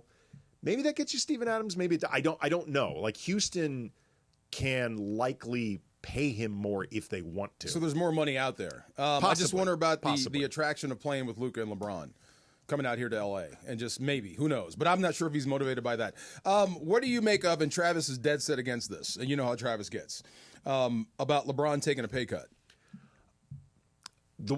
When you say he's against it? Oh, yeah. He doesn't think that LeBron will take a pay cut because he's already underpaid. I want to preface everything I'm saying by making it clear. I do not think LeBron is in any way obligated whatsoever to take a pay cut. There with you. I do not think he owes the Lakers. I mean, frankly, I don't think the Lakers owe him anything either. It's not like one of those Lakers and Kobe, Lakers and Magic. Like, they owe LeBron competency, like they owe him an honest attempt at trying to win. But I don't think they owe him beyond that. I don't think LeBron owes it to the Lakers. Fair. But that being said, you got more money than God. That being said, here's where the reality of the situation kicks in. In a capped sport league like the NBA, where one guy in LeBron who is going to be 41 next season, season 23, who, while still playing at a very high level, he increasingly needs more help with every season. And when one guy at his age with that more context, help in terms of manpower? Manpower, support system, all of that stuff. That's true. When one guy in that context takes up 52-ish million of your cap, it makes it more difficult to give him that help. If he took... That's all I'm saying. If he took... A little less. Well, it's not a little less. I mean, took less money, you can get players to help you. Potentially. Like, if LeBron took, say, $15 to $20 million off, like he opted out, then opted into a new contract that is about $15 to $20 million. $35 instead of $50. Right. The Lakers would have at least the opportunity, I believe. I mean, it may depend some on what DFS does, other guys, blah, blah, blah. But the opportunity for a full mid-level exception, which would be about $14 million. Okay, let me turn the chair this way. Now, if you're LeBron and you're serious about winning, why wouldn't you want to do that? A couple reasons. You might look at the free agent market and say that there's nobody that I think is good enough to be worth that type of sacrifice. What do you think about, if he said that publicly, what would you think about that? I don't think that rings true. Well, I would look, I mean, it's not a great free agent class. You would get the ability, though, to get more guys. I mean, like, you can split up a mid-level, maybe get one $8 million guy, one $6 million guy, as opposed to be limited to one guy that's under $6. Why are you asking me to make up for something that you got yourself into? Well, LeBron, am already underpaid. I could be paid because 10 times as much. But you're 41 and you need help. That's the thing, though, I disagree with. LeBron could not get paid 10 times as much because the league doesn't allow it. But it's his worth to the team. He could get paid more than he's paid now. They're paying him the max they can pay him. You know what I mean? Like, the idea that LeBron is underpaid, like, if you want to say in terms of his worth, sure, I guess, but you can make that argument for a lot of guys. I think I know what he means. It's LeBron. I understand what he means. Everybody wants LeBron on their team. I understand what he means, but at the same time, this is the structure of the league. Right. You're getting paid the max that you're allowed to get paid. He also might just say, I don't trust Rob Pelinka to make the most of this sacrifice. No, that makes most sense. Yeah, I don't trust you to make the right choice, so why would I give up some of my cash? Again, I do not think LeBron is obligated to do this at all, but if you're asking me, is that the best way for LeBron to try to help himself? The answer is yes. Absolutely, right? It might help win him some fans. Not that it matters. I mean, I think at this stage, it doesn't matter. It's baked into the cake. However Laker fans feel about LeBron is how they feel about LeBron. It's not likely changing no matter what he does. I mean, in the world of wrestling, you can always do a face turn. Some of the most evil guys can do one thing, and all of a sudden they're heroes. Here's the thing with LeBron. And what you're talking about is the reverse of it, but we saw when LeBron went to Miami and, you know, the decision, and then the day after with Wade and Bosch, the pep rally / monster truck style presentation, not 5, not 6, not 7. That was LeBron leaning into the black hat, and he being the villain, and he didn't like it. Really? It seemed like he was having a blast to me. I think he was having a blast until he wasn't. Okay. I think he was having a blast for maybe a couple months. Because the only snapshot I have is D-Wade doing this and LeBron is dunking. Oh, no, they look like they're having a blast out there. Well, on the court, sure. Yeah. But I'm talking about being the villain. I remember, everything he said was scrutinized. The Heatles. Yeah. Didn't they make one? They made a reference to 9/11 once, and they were like, they backtracked on that? Most guys don't like being the black hat. Yeah. Like, it's very rare to have somebody like, as beloved as Kobe was in the city, Kobe was very comfortable being the black hat. For a while, he marketed being considered unlikable. Yes. Draymond clearly is cool with being disliked. Jimmy Butler is cool with being disliked. Most, not even just athletes, most people want to be liked. It's a human desire. LeBron is not comfortable being disliked that way. Okay. That way. Right. So, and I think that's what I mean. Maybe if you did the right thing. Maybe. Financially for your team to give them some relief so they can get your butt some help, that could help with that. I think it would help him temporarily for a while. Like, there'd be a bump. If you win, right. If LeBron was a politician, his poll ratings would go up. For Right, there you go. a few months. Yeah. But then I think they would eventually seek back to how Laker fans, this is going to be his 8th season, which this is kind of crazy. This is going to be, assuming LeBron returns, this is going to be his longest consecutive time with any team. That's wild. Which is crazy because of the 3 teams he's played for. Cleveland, yeah. Of the 3 teams he's played for, over time, it's going to be the one he's remembered the least. The Laker? Well, it depends on how it ends. Depends on how he finishes up. Depends on how it finishes up. Yeah. But I think the automatic assumption is going to be more Cleveland or Miami than the Lakers. If he stopped now, probably. And you would probably associate that with failure? Or He's by far the least beloved here. Yeah. Of those 2 places. Or not failure. He's underachieved. The way I always describe LeBron's time with the Lakers, the LeBron era, it's been weird. It's been a weird It has era. been weird. Like, it's had everything from polarizing. It's had everything from winning a championship to missing the playoffs twice. You win a championship. Championships are hard to come by, but the expectations heading into it, especially once AD was there, people were expecting more. And if you're a Laker fan, you expect more anyway. You're wired to expect more. Why no Giannis? The Laker, if Giannis really ends up available, the Lakers don't have enough, I think, to even come close to beating out the rest of the league in terms of in terms of what Milwaukee wants. Okay, even if he wants to come here. If I'm another team, yeah. If I'm Milwaukee, I'm not going to send Giannis anywhere bad. Like, you owe it to Giannis to send him somewhere where he can compete. I don't think you owe it to him to send him to his first choice at your own expense. Okay, fair enough. Yeah. And there are plenty of places where Giannis can go to compete.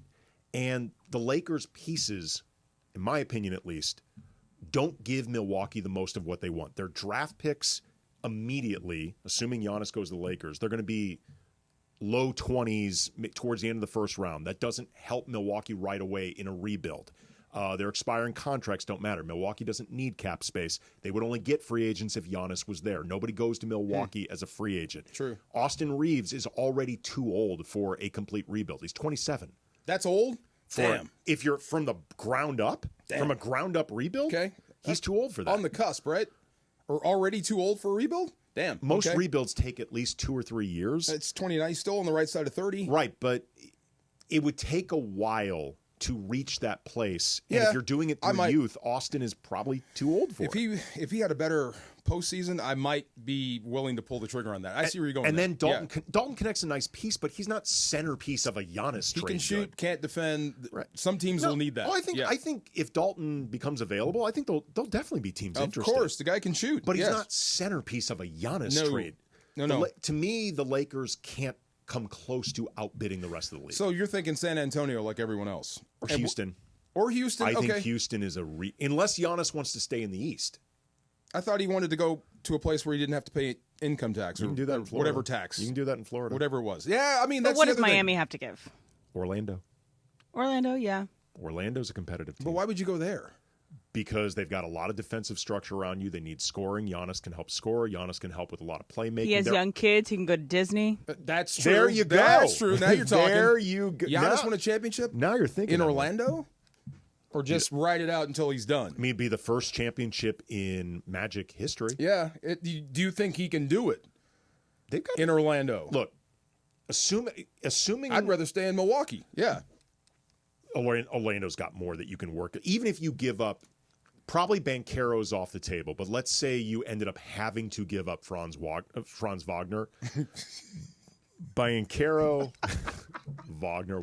He just messes up your whole speech, doesn't he? It does. It should be Wagner. Thank It should be Wagner in America. You have to think about it, right? But like Banchero, plus Giannis, plus a presumably healthy upon return Jalen Suggs, plus Tristan da Silva showed some promise as a rookie. Like that is not a bad foundation, particularly in an East that is now in flux because you don't know what's going to happen with Jason Tatum. True.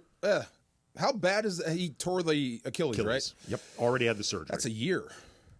That's At a year. least. At least, yeah. So we'll see him Poor guy. Season after next. Poor guy. Or if nothing else, truly looking like Jason Tatum again. Thankfully, Right. he's young. It's helpful. And we've come a long way with Achilles. But, True, we have. But still. You know what's funny? For the Lakers' perspective, all this can go away without, well, you still need to make a move. But if Luka would just commit himself to getting in shape and being better on the defensive end. You think the strength and conditioning coach they hired is... Talked about that yesterday, see? Okay, so what John was saying were, yes, every place in California, you have to post it somewhere. It has to be public where you're posting it. It's less that it was posted on Teamwork. It's more that they are hiring a new person. Yeah, I don't care about where you... I mean... I think John was getting caught up in that aspect of like, why is this a story? You have to post it everywhere. It's because you're overhauling your strength and conditioning. They want to find a way. They want to find a way to make sure that this is really impressed upon Luka. Like, we need you to do this. My hope is just the way Dallas traded him and trashed him on the way out, messaged, we couldn't trust old Tubby in his prime. We can't give him a max that deal. That would have been a great press conference.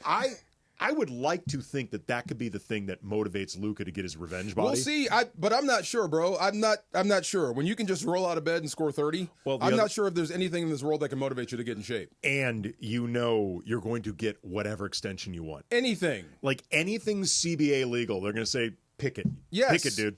He's basically a prince. Yeah. I can do what I want. Yes. I'm going to be king. You can't stop me. Right. So that being the case, how much does the prince want to bring out the best in himself? That's what I say. You better get some help. That's why I go back to Steven Adams. That would solve a lot of issues. In the meantime, though, we were talking about LeBron and what he could or could not do, should not do for the Lakers. He is a reminder, again, the NBA. No country for old men. Explain that coming up next. Travis and DeMarco, 710 ESPN. Sedano and Cap. Today at 3 p.m. after Mason and Ireland. By the time we got there, though, the apps were there. Dude, George has sitting on the table oysters, Indian spinach dip. Did you have something else? And then like a spring rolls, some tuna spring rolls. Oh, those were terrific. Yeah. But the oysters, I will say this right now. I would never order oysters. Oysters are really healthy for you. Oh, yeah? Sedano's a big oyster They got guy. zinc. Yeah. And they help the schwanz. Well, that's what I was going to say. Chris, how's the schwanz feeling given the oyster that you put down last night? That's exactly what I was thinking. It's fine. Okay. But it's good zinc. It's good for your immune system. Because I took one of the oysters. I put a little zinc is good for the schwanz, too. It's just like it happens to be the case. A little horseradish, a little bit of cocktail sauce. Take it down. Right? Just swallowed that whole thing. The horse. And then Chris put one down, too. And I was thinking the whole time, like, this kid's schwanz is going to be on fire tonight. For real. The LA Afternoon Takeover. That's Sedano and Cap. On 710 ESPN. Cap here. Here's the scenario. Your home is flooded and the damage is severe. Now it feels like your insurance company is turning on you. They won't approve a replacement living arrangement and the adjuster leaves you in the lurch. Take a breath and call Avner Gatt. With years of experience and a passion for helping people, if you've got water damage at home, call Avner Gatt today.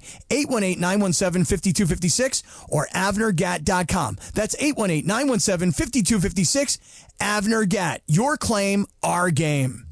All power, zero compromise. Ego cordless outdoor power equipment features advanced lithium battery technology that exceeds the power and performance of gas without the noise, fuss, or fumes. From mowers and trimmers to blowers and pressure washers, one battery powers over 90 tools. No wonder it's the #1 rated brand in cordless outdoor power. power beyond belief. Visit egopowerplus.com to learn more or to find an Ego retailer near you. That's egopowerplus.com.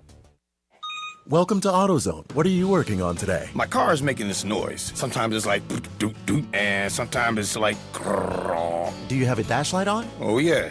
Then we don't have to listen for clues. With the free Fix Finder service, we can read a check engine, ABS, or maintenance light to find the likely fix and even recommend a local shop if you need one. So you don't need to hear the grrr. Not with Fix Finder. Everything you need, nothing you don't. Get in the zone, AutoZone. Restrictions apply. And yes, welcome to the Travis and DeMarco Show. Now mornings, 9 a.m. to noon on 710 ESPN. Your destination for LA sports. Let's get back to the fellas. The Travis and DeMarco Show continues right now. Yeah. Just heard Snoop on some interview. He's got a documentary coming out. Is that what it is? Is that what he's pushing? I think so. And a new record, I think, too. Is that what it is? Yeah. Okay, there were 2 clips I saw. Something about Kendrick checked him.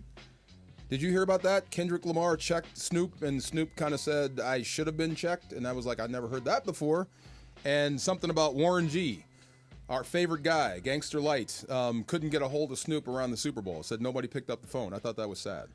Oh, man. Yeah, right? Are they not tight anymore? That's what he was saying. Our relationship is tight, but his relationship with Dre is his relationship. I can't help you. Right. Yeah. Isn't Warren G is Dre's half-brother? Something like that. They're related. Yes. Yeah, I think it is half-brother. That's right, because I think Snoop met Dre through Warren G. Yes. So Snoop's so. back. So he's got an album and a doc coming out. I mean, Snoop's life has been nothing if not interesting. Okay. I think I said it right before they announced the Pope. Skechers? Yeah, he's part of the whole thing. You know, okay. It's so funny when you think about like that era of gangster rap with Ice-T and Snoop and Ice Cube. If somebody had told you then that all of these guys would become like mega billion-dollar, totally commercial mainstream properties, I wouldn't have believed you. Entities unto themselves. Wouldn't have believed like you. The idea that Ice-T, the guy who sang about Cop Killer, would end up playing a cop forever. Like he is at this point best known as a cop, Detective Tutuola, than a rapper. I know. I'm serious. More people. That my mom loves Snoop on The Voice. See. Yeah.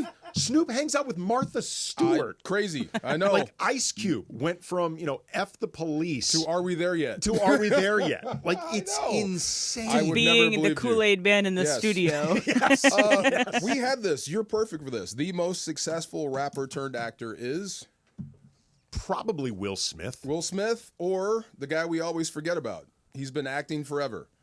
Been acting forever. Rapper.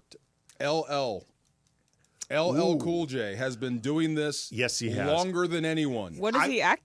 He's had movies. Right? He's been on one of the CSI or NCIS. He's one of those. He's been on that forever. He was in Any Given Sunday. Yes. This is a shark one. Deep Blue Sea. When he played the chef. Right? He became the rare black character who survives one of those movies. I'm so glad we got beyond that trope. I'm so glad we got beyond that. I would like to think LL is the guy who pushed us past it. Oh, I'd still say Cube, though. Cube is Will Smith has won an Oscar. He's multi-nominated. But I don't think of Will as much as a rapper. But again, that's just me as uneducated in this. Parents don't understand, man. That was Will huge. Smith had the greatest. He had the greatest rap bar. He said, most rappers think I'm soft. Yeah, I'm soft. I mean, he was rapping like Microsoft. Yeah, he was rapping on the soundtracks of his own movies, like in Men in Black. They were bigger than the movie. Yes, he was. Wild West. They were bigger than the movie. It was definitely bigger than Wild Wild West. Because that's what he turned on the Matrix for, was Wild Wild West, right? That, I believe he fired his agent. I'm not joking. I'm happy he turned it down, though. I think it's a different movie. Yeah. Yes, it's a different and better movie, I think, with Keanu, and I like Will Smith. And I have a confession. I did not hate Wild Wild West. I did not hate someone had to not someone hate had to write it. Someone had it's not even Will Smith I or didn't say I Kevin loved Kline. It. I didn't hate it. Yeah. Will Smith, Kevin Kline, Branagh, Selma Hayek, they're all like, what the hell are you talking about? That movie sucks. Who's the best rapper, basketball player? Either basketball player and rapper. Who can be the best at both? Because J. Cole is a very good rapper, but in a serviceable basketball Snoop, player. from what I've heard, was actually a pretty good basketball player. Football player. Dame, incredible basketball player. Yeah. Oh, I thought you meant actual rappers as opposed to actual basketball. I think, but we're talking about the same thing of like you got to go to who is the best at both. Where does the pendulum swing the most? The best basketball player rapper to me was Shaq. Shaq actually had a pretty good album. Shaq had a successful rap career. Yeah, he was pretty good. Really did. Parker says Master P was in the league. Well, I mean, do you really claim him as a basketball player? I'm not. I mean, I believe it was like the Charlotte Summer League team. I mean, this was. I mean, that's what J. Cole does basically too. When did Master P actually rap? Make him say, Is that rapping? I actually, you know what I think of now when I think of Master P? I think of him in Gone in 60 Seconds. Oh, yes. The remake with Nick Cage. Yes. Fun. He was the other thief, right? The other car thief. He was one of their big, rival car thief. So now is he a rapper actor that's also good too? I honestly think of Master P between kind that of a mogul. he had a one scene appearance on Oz. I honestly think of Master P now more of an actor than a rapper. Yeah. What about Jack Harlow? There you go. He what was that movie? Dark Blue? Yes. Kurt Russell? He's in that too. Yeah. Yes. That song was make him say I had the single. Everybody Remember had the that song. singles? Yes. Speaking of Southern hip hop was the thing. Yeah. folks that are older, because Master P, Snoop, they're Yes. all older. LeBron James, Steph Curry, Jimmy Butler, Draymond Green, Kawhi Leonard, James Harden, Kevin Durant. What do they all have in common? They're old? Old and either on the way out. Didn't make the playoffs, short-lived in the playoffs. Yes. It is officially no country for old men in the NBA, DeMarco. Sounds like it. It really is. Sounds like it. Like these elder statesmen, even when they're still playing at a high level, they have a hard time advancing. They have a hard time staying healthy, man. It's tough, man. Like, okay, I'm about to make you mad, I think, because you could actually blame that group for ruining basketball. Why do you say that? Because everybody says it. The game has changed. You're shooting too many threes. Look at those guys' games. Every one that you just mentioned. Is it the basketball we grew up with, or is it the basketball that we're enjoying right now? I mean, they are. James Harden is a foul hunter. We can't stand that. People hate him. Steph Curry ruined it. Everyone loves Steph, though. Everyone loves Steph. But every kid wants to be a three-point shooter because of Steph Curry. Yeah. KD. But some of that, though, I mean, to be fair to all of these players, that is not so much these guys being outside shooting geniuses in some of their cases. No, the game changed while they're in it. Well, I was going to say, some of this is blame it on the eggheads and the analytics people and all the folks from like the hedge funds and venture capital people who ended up buying teams who started putting this super emphasis on efficiency. They're right, though. They're not wrong. They're 100% right. They're not wrong. The one thing they got wrong was, is this entertaining? Well, do people want to see this? This is, and look, I say this as somebody who enjoys the NBA. I think the NBA is a really enjoyable game still to watch. But one of the things that this butts up against that you're talking about, like that drive for efficiency, part of what makes sports entertaining and exciting is the randomness of it. Oh, yeah. It's that things aren't neat. It's not supposed to be predictable. And all of these analytics people, very understandably, are trying to make it as predictable as possible because on the ledger, that is what makes the most sense. True. You're trying to get wins. But part of what makes sports really exciting is that randomness and the lack of predictability. So that butts up against and each an other. entertainment factor. Yeah. I mean, you go to games to be entertained and to see your team win, right? So I think they got part of it. This is the best way, the fastest way for us to win the most games is this. Do this way. But it is sometimes boring to watch and monotonous. There can be a homogeny to it. Like, I don't think it's so much that all of these teams play the same way because I don't think that's the case. Like if you look at the Warriors play different than most. No, but the end result is the same. A lot of these teams are hunting for the same shot. Correct. Even if they're not hunting the exact same way, you feel like you know where each possession's heading. True. And I have heard this with the old heads, and it was an argument for the current players. You have to be able to defend the entire floor now. Well, back in the day, it was different. Pack the paint because that's where it's coming. This is actually, for all of the talk about load management and shortening the season as a way of trying to get guys healthier, get them on the court, I think the actual problem, this is something I've talked about for years on Locked On Lakers, available 5 days a week everywhere you get your podcast. Monday through Friday, always free, never behind a paywall. For the sickos who like to watch, there's a YouTube this is when component. AK goes to AI, but go ahead. I mean, it's been an hour and a half. Kind of late. Right? That's true. Go ahead. I think the real reason that guys keep getting injured more, it's not because they're soft. It's not because they couldn't play in the 90s. Maybe a little bit. I think it's because the game now is so much more athletic. It's faster. You're covering way more ground. And there's still physicality on top of it. True, but they get away with a lot more now. They have a lot more of a say in their careers. Back in the day, it was play or I'll cut you or get rid of you. No, so it's a little different now. The money, if you're asking me, does money create some degree of security? Absolutely. Yeah, and look, players run the league. Well, but also owners. I think people overlook the owners' part in, if you want to call it load managing or however you want to phrase it.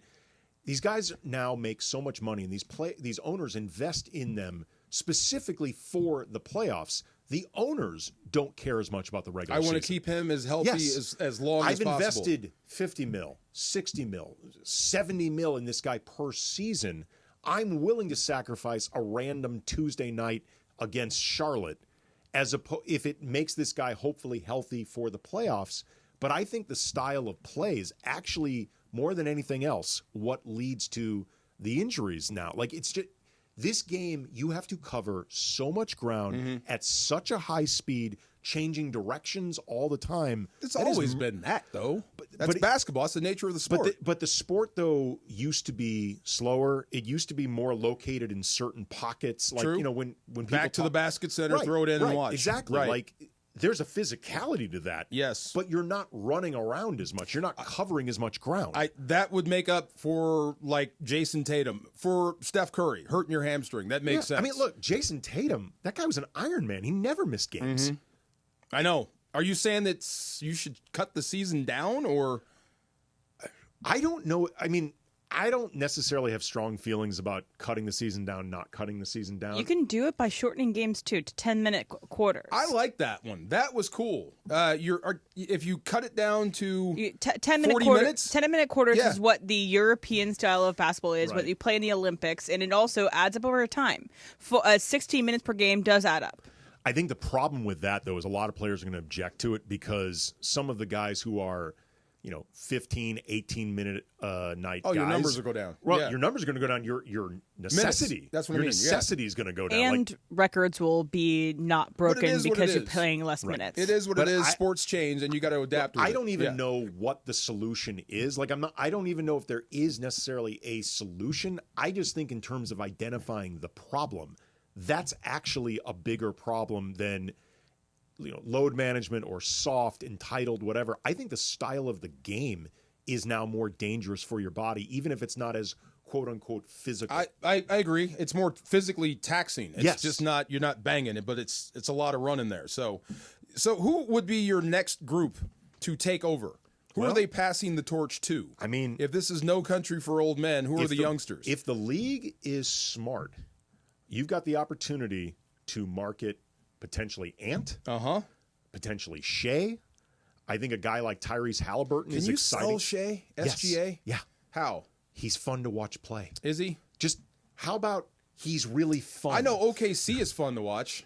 And he's good. I mean, look, Kevin Durant and Russell Westbrook were stars in Oklahoma City more than a decade ago, pre-social media, pre-every athlete has a platform. Like, Dame Lillard was a star in Portland. Right. Like a massive global star. Let me ask, you were there, so let me ask, when you had Harden, Westbrook, and KD and OKC. Yeah. And let's just say you had the DeLorean and you brought SGA back to that era. Is he a starter? Oh, yeah. You think so? Over which guy? Harden. Really? He's more of a two-way player than Harden. Okay, I'll get you on that. I mean, he don't plays think, more defense, right? I mean, I'll be honest. I don't think you necessarily have to play one of them off the bench. I mean, you could always start SGA and Harden in your backcourt. Russ is like maybe an undersized 3. If you had to go that way. I'm just saying, when you have that much talent, you can find a way to do it. Figure out a way to make it work. I do wonder. Okay, so the SGA and who else? Did you say Ja? Or did he lose his opportunity? I think Ja can regain it if he stays on the court more. I mean, right now, injuries are as much a problem with Ja as all the waves arms around, but that's an issue. Jalen Brunson, I think, is super marketable. What about Chunky Butt here? Luka? Yeah. How'd you know? Lucas. I mean, you weren't talking about LeBron How'd or you Austin. know? You weren't talking about LeBron or Austin. We don't have anyone else. How about certain Luka? fat deposits? Yeah, there you go. Does he like to shake those fat There you deposits? go. Somebody, I think it was Clinton that asked me, when's the last time you saw Luka actually dunk a ball? Luka's dunked, I think, like 25 times in his career. Ever, and, right. Yes, and like half of them were during his rookie year. I'm not joking. I will. Yeah. Coming up next, factor cap, but also I will let everybody know how many times Luka has dunked in his career. Please show me. I will have the exact number, 710 ESPN. The biggest show on the radio. Mason and Ireland on 710. So I'm going on vacation. Have no idea where. Okay. I have said I don't control the steering wheel of my life, and that is generally true. I will be told where we will be going on vacation, and I've heard things like New York, Scottsdale, Austin, Key West, the desert. I heard Spain. I mean, I have no idea where the hell we're going. I hope Spain. Does it ever work like that for you? No, that would be weird for me. I actually think it kind of sounds fun. Yeah. But I'm a control freak, so I have to be in charge of the trip. I have to be picking the hotels, picking the flights. I got to be in charge of that aspect of my life. So for me, it would be weird. That's interesting, because I am a control freak generally around the show, but not in my daily life. The OGs of LA Sports Radio. Today at noon. Mason and Ireland on 710 ESPN. Hey guys, it's Sedano. Los Angeles International Airport's People Mover trains begin rolling early next year as part of LAX's ongoing investments to transform and improve your travel journey. The People Mover trains will quickly move guests between their terminals and our new consolidated rental car center, metro trains and buses, economy parking, and Kiss and Fly lot. The trains will make it simple and fast to get to your LAX destination in 10 minutes or less, and trains depart every 2 minutes beginning in early 2026. Learn more at lawa.org/ESPN. Accident or injury, call Jacob and Ronnie. Call Jacob. Hey, it's Mace. LA, it's time to get real. Jacob and Ronnie is the real deal. Injured? Unsure of who to trust? Call Jacob. He's recovered hundreds of thousands of dollars where other attorneys might settle immediately for pennies. Get a partner who's committed to turning your setback into a comeback. Call 844-24-JACOB. That's 844-24-JACOB. Or remember, call Jacob.com. Jacob is the real deal. Call Jacob. What's going on? It's Bethel Duran, and if your car is damaged in an accident, or if you just want to get it repaired, or if you just want a paint job, Leo and the crew at Active Collision are there for you. Let them know that 710 sent you, and you get 50% discount on your insurance deductible. Call them at 626-330-0100. That's 626-330-0100, or check them out on Instagram at active.collision. Leo and the crew will walk you through every single detail. Call Leo anytime. They got the tow truck ready for you. Leo is family, and he'll take care of you. The playoffs are in full swing, and you can get in on all the action at ESPN Bet Sportsbook. Go from tracking the latest game-changing moments to placing bets in just a few taps. Right now, new customers can get $100 in bonus bets when you make your first $10 wager. Download the ESPN Bet Sportsbook app and sign up with promo code JOEQ, J-O-E-Q, to get started today. Must be 21 plus. Gambling problem? Call 1-800-GAMBLER. Terms and conditions apply. See app for details. Offer not available in New York. This just in, the NFL schedule has dropped, and you know what that means. It's go time. Adam Schefter here with the Insider Tip. If you're trying to catch your team live this season, Vivid Seats is the move. For the best selection of games and seats, it's time to snap your tickets up now. Vivid Seats has great deals on great seats and the only rewards program in the game. It's no wonder they're the official ticketing partner of ESPN. So don't wait. Head to vividseats.com or download the app and lock in those game days. Here we go. It is Factor Cap time. Factor Cap on the Travis and DeMarco Show. Each weekday around 10:30, producer Emily serves up what's going down, and fun and frivolity ensues. Special thanks to the law offices of Joseph S. Normand for making Factor Cap possible. It's Joseph S. Normand. It's Factor Cap on the Travis and DeMarco Show on 710 ESPN.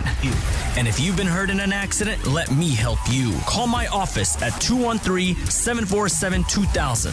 That's 213-747-2000. Let's do it. Factor Cap. Right now. Take it away, producer Emily. Welcome to Factor Cap. Thanks, Joe. Hi, guys. Aloha. Ahoy, hoy. Pip, pip, tally-ho, and all that sauce. Do we have the dunks? Andy? We have the what? Do we have the dunks? You teased it. Oh. DeMarco and I. Hold on 1 second. Let me get it really quick. Oh, so no? It was like, what? DeMarco and I got into a side conversation about more actor/rappers. All right, 10:45. We'll talk about the dunks. No. I've got it right in front of me. Okay. I can get it right now. He has dunked a grand total of 72 times in his entire career. Okay. How many years? He has been in the league 7 years. 25, though, of said dunks came his rookie year. Dang. So about a third of the dunks. Third of the dunks were in rookie year. Wow. Okay. I guess How many with the Lakers? With the Lakers? Zero. Whatever you're... Is that everybody's guess? Yeah. Everybody's guess is correct. Okay. So yesterday was a day in the NFL because it's when the social media teams get to shine and do whatever they cooked up for their team. They all work really hard on these. I have a friend that used to do that for the Chargers. And so he's... Dude, all the NFL social channels, side note, are great. Incredible. They, awesome? They all super do talented great job. And people saying, oh, the intern should get a raise. It's not interns. These are people that are like salaried employees that get paid a good wage and are extremely talented and capable people. It's not just interns doing these things. So anyway...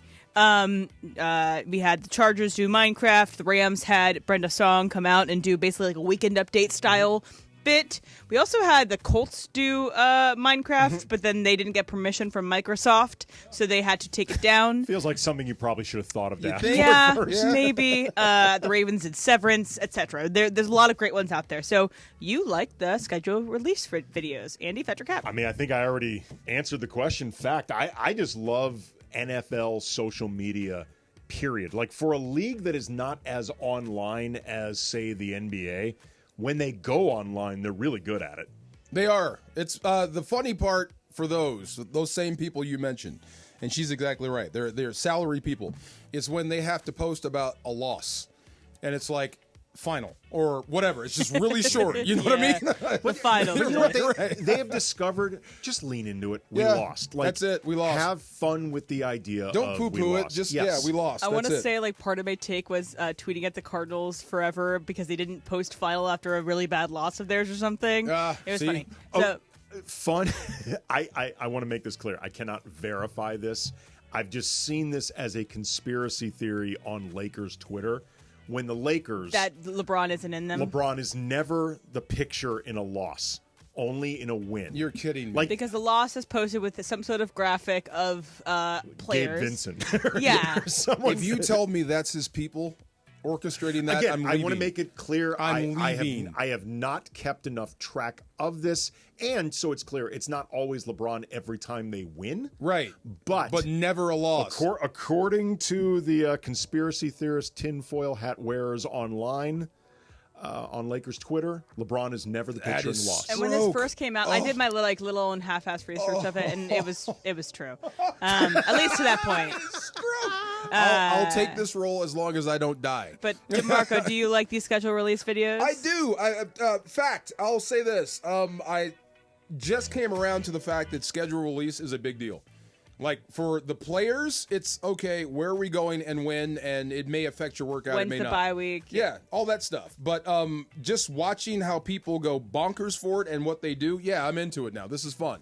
I really do think it's because the Chargers really stepped up their game in, like, 2021. Oh, yeah. Yeah, with that anime Oh, video. they started it? The anime stuff, okay. Yeah, that was cool. And Jorge, what do you think? Oh, yeah, I love it, especially in my Niners. They went, like, with an arcade style, you know, and... They who cares? unveil the arcade, and they're like playing this little game, and it's cool. They go through every week, so it's pretty fun. They get they're very creative. Yeah. So the Colts also did a different one. The one that wasn't taken down because of their copyright issue with Microsoft was where they did the similar thing to the Titans, where you ask people in the street, but it was their junior cheerleaders. So it's like 7-8-year-old girls being showed a logo, and it's like, what's this team? And it's like the T's, and it's the Titans anyway.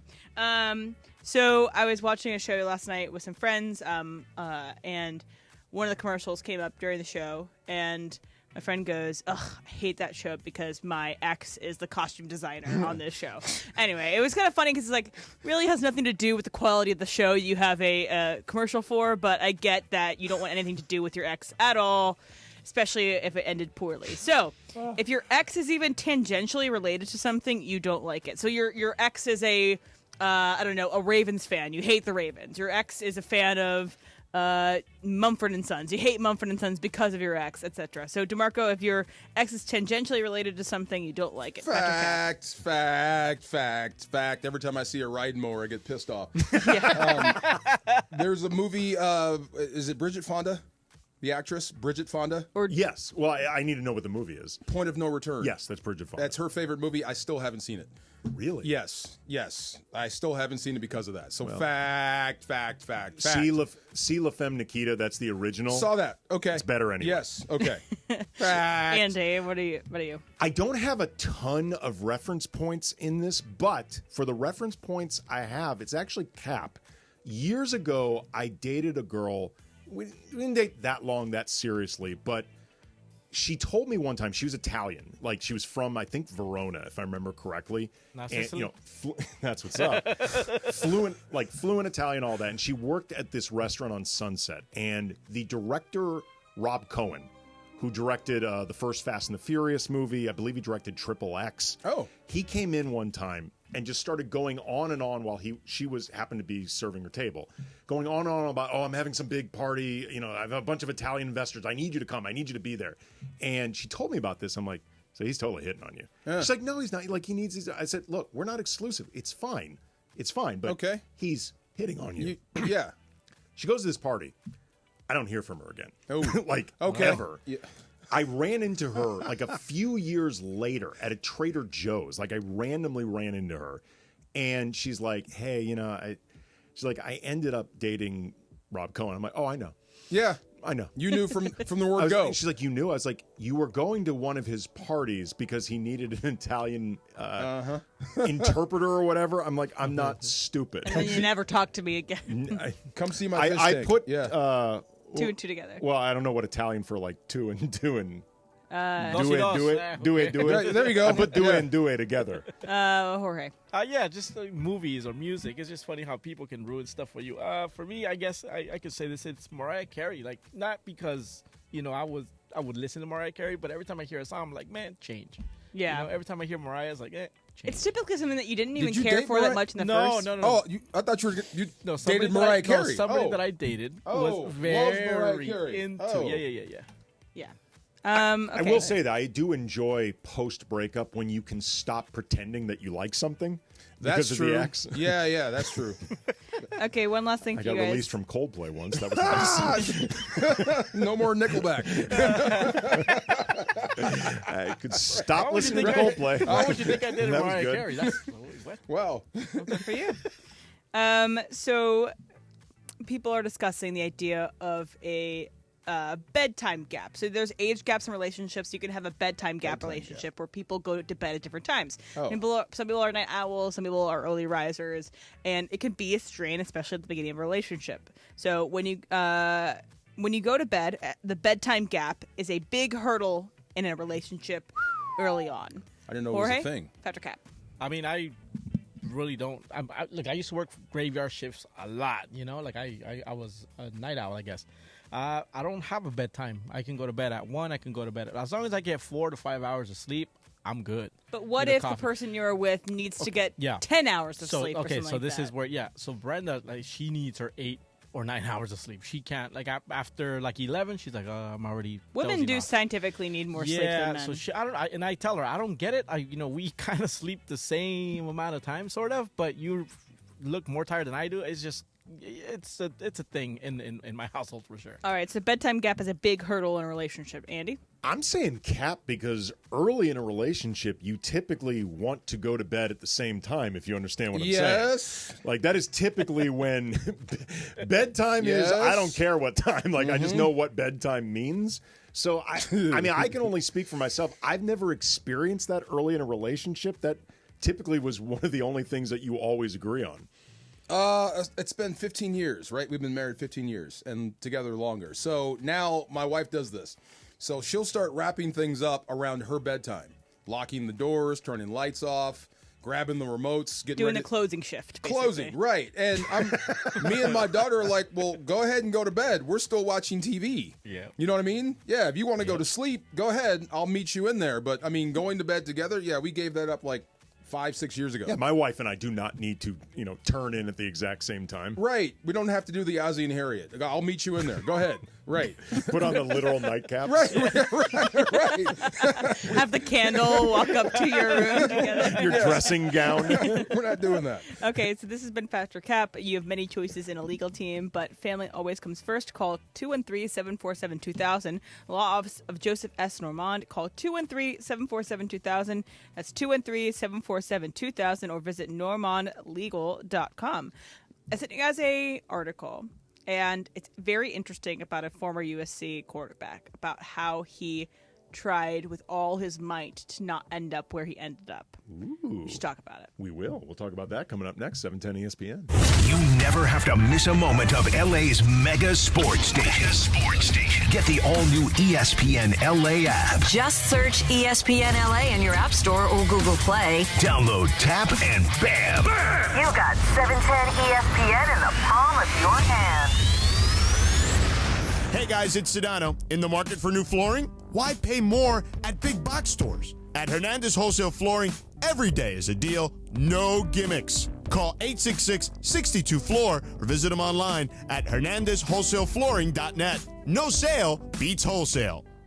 One of the greatest bands in rock history, The Who, present The Song Is Over, the North American farewell tour. See Pete Townsend and Roger Daltrey, The Who, performing at the Hollywood Bowl, September 17th and 19th. Pre-sale for City Card members begins Tuesday at 10 a.m. at livenation.com. The Who, for the very last time. For more, visit thewho.com. Ready for a delicious escape? The new Islands Restaurant's $10 protein bowls are your ticket. Packed with over 40 grams of protein and stacked with fresh ingredients. They're only here for a limited time, so enjoy one today. Visit islandsrestaurants.com. With Progressive Customer Service, there are lots of ways to connect with us, so you never have to miss a second of your favorite sport. Because you'd much rather watch a ball go through a net 124 times in 48 minutes when you don't really have to pay attention until the last two, and then somehow those 2 minutes will take an hour. You don't want to miss all that. Luckily, you can chat with Progressive on our app, online, or over the phone without missing a single one of those times the ball goes through the metal circle. Progressive Casualty Insurance Company, affiliates, and other insurers. Not available in all states or situations.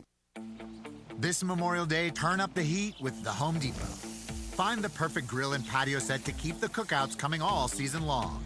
Grill up a feast with the Next Grill 4-burner gas grill, only $229. And complete your space with the stylish Glen Ridge Falls 7-piece dining set, now on special buy for just $499 with free delivery. Take your Memorial Day cookout to the next level all summer long with the Home Depot. See homedepot.com/delivery for more details. And yes, welcome to the Travis and DeMarco Show. Now mornings, 9 a.m. to noon on 710 ESPN, your destination for LA sports. Let's get back to the fellas. The Travis and DeMarco Show continues right now.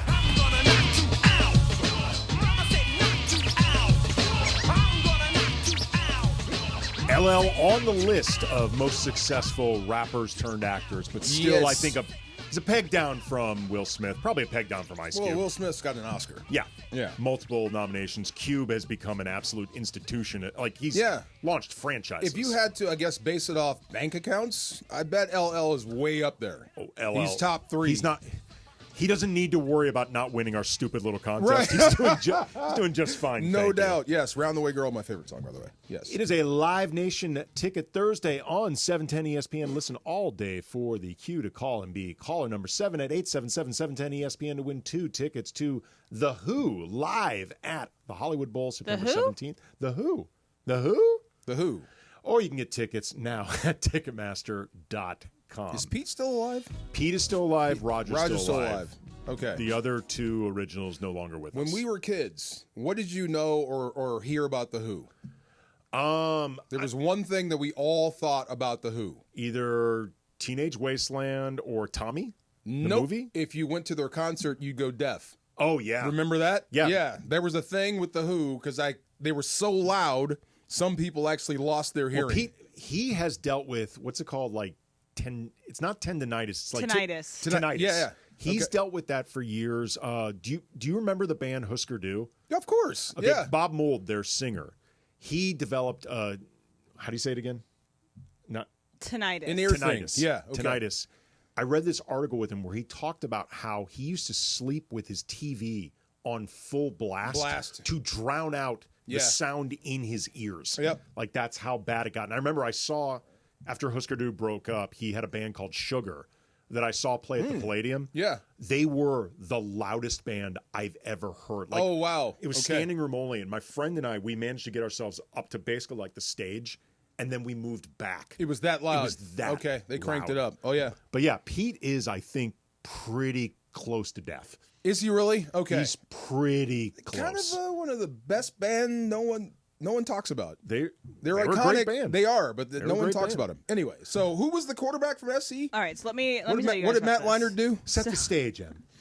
Caleb Williams. There's going to be a new book coming out. It's called American Kings, a biography of the quarterback from Seth Wickersham. He's great, by the way. Great. Wickersham, The he's Wick. awesome. Amazing sports writer. And in it, he interviewed several different quarterbacks, their families, about, the legends of a quarterback and how do you go from college to pros. And in it, a snippet has been released in regards to Caleb Williams. And I'm just going to read it so there's no confusion about it. So quarterback Caleb Williams was so concerned about being picked by the Chicago Bears in 2024 that he and his family weighed circumventing the entire NFL draft, consulting with lawyers to figure out a way around the league's CBA while considering signing with the United Football League. Details from the forthcoming book reveal. This is a quote from Carl Williams, who is Caleb Williams' dad, says, "The rookie cap is unconstitutional. It's the worst piece of S I've ever read. It's the worst in sports history." It also talks about how he had talked to Archie Manning and about how they got Eli out of the situation with the Chargers. And that Caleb Williams met with the Vikings and really wanted to go to the Vikings and was like, I'm going to do everything I can to get there. And the Ryan Poles said, we're drafting you no matter what. And that also Caleb didn't want to, quote, nuke the city with asking out. So if you're a Bears fan, how do you react to this? Clearly he's going to be your coach. And Caleb does say in the book that it's where quarterbacks go to die. I mean, if you're a Bears fan, how do you react? You go, I get it. Well, look at their history of quarterbacks. It's terrible. Why would you take him then? Because he's the best quarterback available to you. But he doesn't want to play for you. But he's going to play for you, and he clearly has played for you. He's but getting out there. He doesn't want to be there. He doesn't want to be a Bear. And if you're a quarterback, you should avoid Chicago. Like I told you during the break, name one great Chicago quarterback not named Jim McMahon. We went through, DeMarco and I, like a list we eventually landed on Jay Cutler. Yes. Since Jim McMahon, this is like mid-'80s, 85 Super Bowl, whatever. Was Cutler who took them to the Super Bowl? And No, that was Sexy Rexy. Sexy Rexy. Rex Grossman. Rex Grossman, yes. But you've got, is it Mike Tomczak? Tomczak. Jim Harbaugh. Someone named, I'm looking at Pro Football Reference. Go ahead. Someone named Walsh. I don't remember who he is. That's Steve Walsh. Steve Walsh. Yes. Who became my quarterback. Tommy Kramer? Is that who it is? Keep going. Dave Krieg. Uh-huh. Tommy Kramer yet again. Some Matthews fella. Cade McNown. Someone Miller. Cordell, I believe Stewart is Slash. In Chicago? I think he was. I can't think of another Stewart who played quarterback in that era. Someone Hutchinson. Kyle Orton, Sexy Rexy, I believe Bob Greasy. Kyle Orton had a decent run for a minute. Yeah. A lot of years with Jay Cutler, Matt Barkley, Mitch Trubisky, Justin Fields. We are at Caleb Williams. And they missed on Patrick Mahomes, who, if he went there, may have never been Patrick Mahomes. He did play in Chicago in 2003. That was Cordell Stewart. Wow. Brian Greasy, sorry. Bob was too old. Bob is in the Hall of Fame. But, I mean, look, it's hard to play quarterback in Chicago. You just proved it. It's outdoors. It's cold. Chicago's about playing defense and running the football. It's not about throwing the ball. Because when it turns cold out there, it's hard to do. And it's also, too, I mean, because there are outdoor cold weather teams that have cultivated quarterbacks. Right, but not there. Right, but I was going to say, yeah. But clearly, this is not one of those places. Yeah, so if you're Caleb Williams, I would try everything I could to stay out of Chicago. If you want to have a successful professional career, when all have tried and failed in front of you, I'd be trying to get out of there too. And in this too, he talks about how Shane Waldron, he doesn't want to go there. Shane Waldron, he says, quote, Caleb Williams said amongst confidants, do I want to go there? I don't think I can do it with former Bears offensive coordinator Shane Waldron. So they overhaul the team a year after Caleb Williams comes. Why wouldn't you overhaul the team that you knew was bad? You knew these coaches weren't great and the coordinators weren't great. Why wouldn't you overhaul with a new quarterback? You wait a year, you waste his rookie year, and then you overhaul it. It just sounds ridiculous to me. It's one of two things. It's either money, like you don't want to fire some guy and have to pay him while they're still under contract, or you're trying to make some type of statement like, we are not going to cater everything to you, rookie. We're going to make you earn whatever you get. But then you want to be successful. I was going to say. You end up doing the thing that he wanted anyway, but too late to try to help him as much as possible during his rookie year. Okay, if you want to sacrifice a year, sacrifice the rookie year. I think they got it right now. I'm curious as to, is it Ben? What's his name? Their coach from Detroit? Ben Johnson. I'm curious as to what a Ben Johnson-led football team and an offense will look like in Chicago. Well, here's the other question, too, DeMarco, and you would know. You've been in these locker rooms. How does the locker room react to hearing these things, if not directly from Caleb Williams, certainly from people that would know Caleb Williams? And Seth Wickersham is a totally credible source on this stuff. I mean, you'd read it, you'd hear about it, probably laugh, and move on. Okay. He's your quarterback now. He's in the room. Well, there's nothing you can do about it. I would also think there's a lot of people in that locker room going, yeah, he's got a point. Well, I'm sure everybody that came before him will say the same thing. It's hard to play quarterback in Chicago. I always thought, why would you take a USC quarterback, a guy that's played out here, and take him to Chicago and expect him to be great, and then try to throw the football 50 times a game? Are you out of your freaking mind? It's never been done there. It will never be done there. There were times where I thought Williams looked good. Like, there'd be pockets of games where he looked good. But to your point, that is just it's rough to be a rookie quarterback, period. That is a really rough place to be one, though. It is. And they still think the 85 Bears are like a year, they're still playing. So, I mean, the expectation is through the roof. But I would say this about him. I'll say this, watching him and how he plays and his demeanor, and I don't hold this against him not wanting to go to Chicago. I think he's actually smart for that.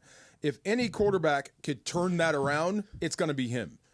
Because he's got the talent, he's got the want to, he's got the moxie, he's got every throw in the book. He can take a beating. He can take a hit. The one thing he had to learn was get rid of the freaking ball. Right. So I think he's starting to learn that, and that's being coached out. But if anybody can turn that around, it would be Caleb Williams. If he can't do it, it can't be done. It's one of the cruel things about being such a great quarterback, being one of the first 1, 2, or 3 people taking off, is that most likely you're going to a team that is not very good. And so it's really hard to succeed if you're going 1, 2, or 3 because you're going into a situation that's already rotten, unless someone has traded up to get the number 1 overall pick where you might go to a better team.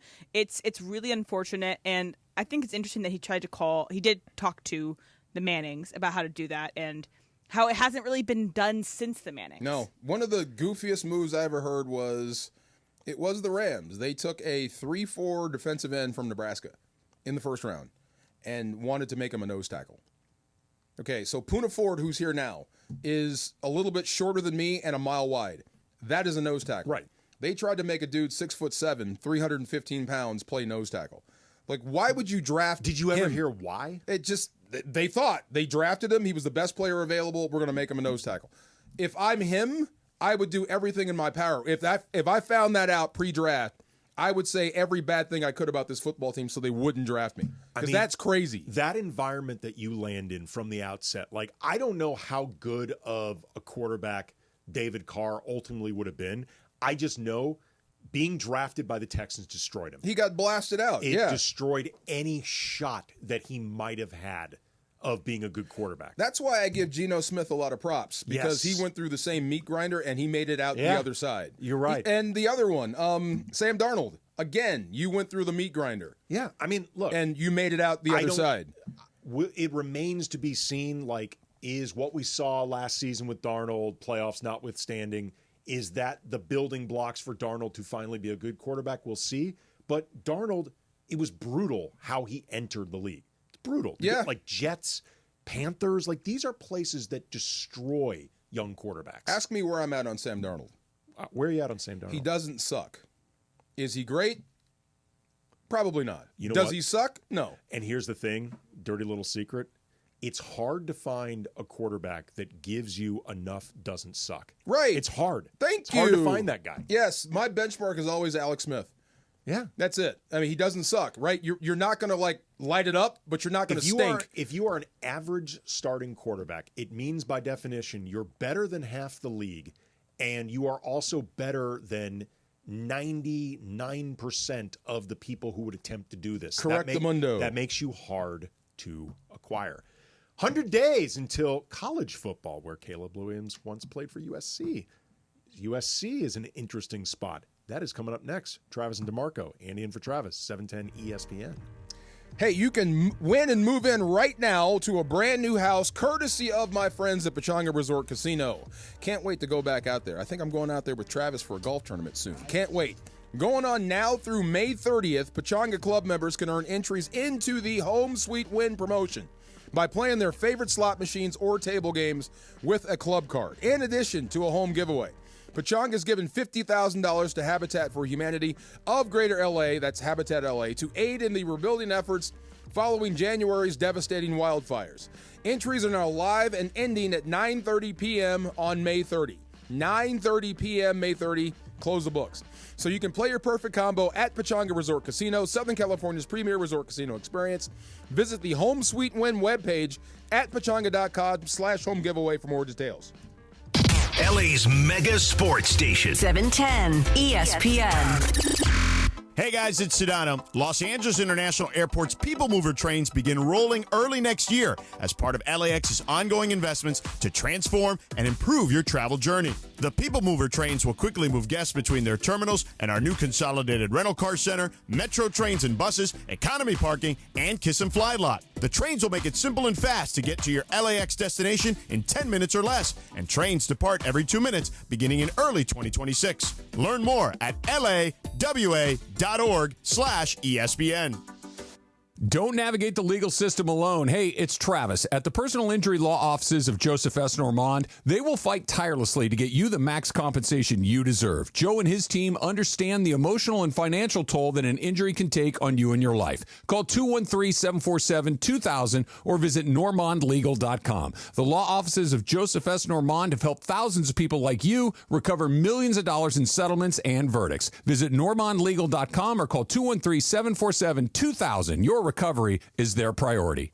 Ignite your afternoons at Waba Grill's $5 happy hour with our 5-piece pork veggie dumplings and a value-sized premium beverage drink, like our creamy and delicious Thai tea.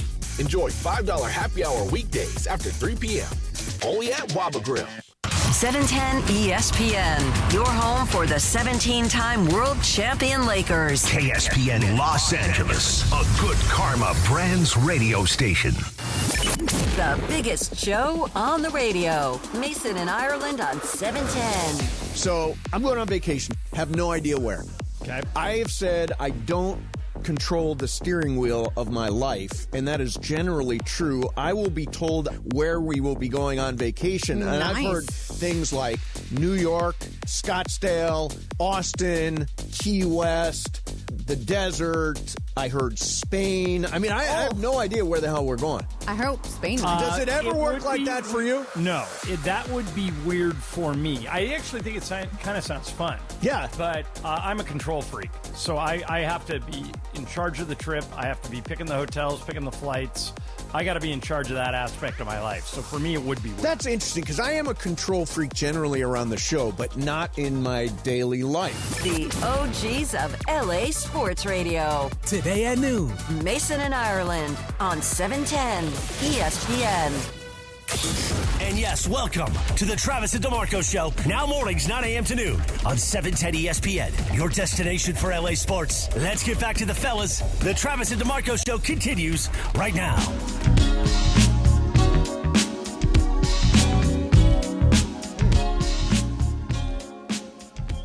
Got a reminder from Jason Torres on Twitter at Cam Brothers.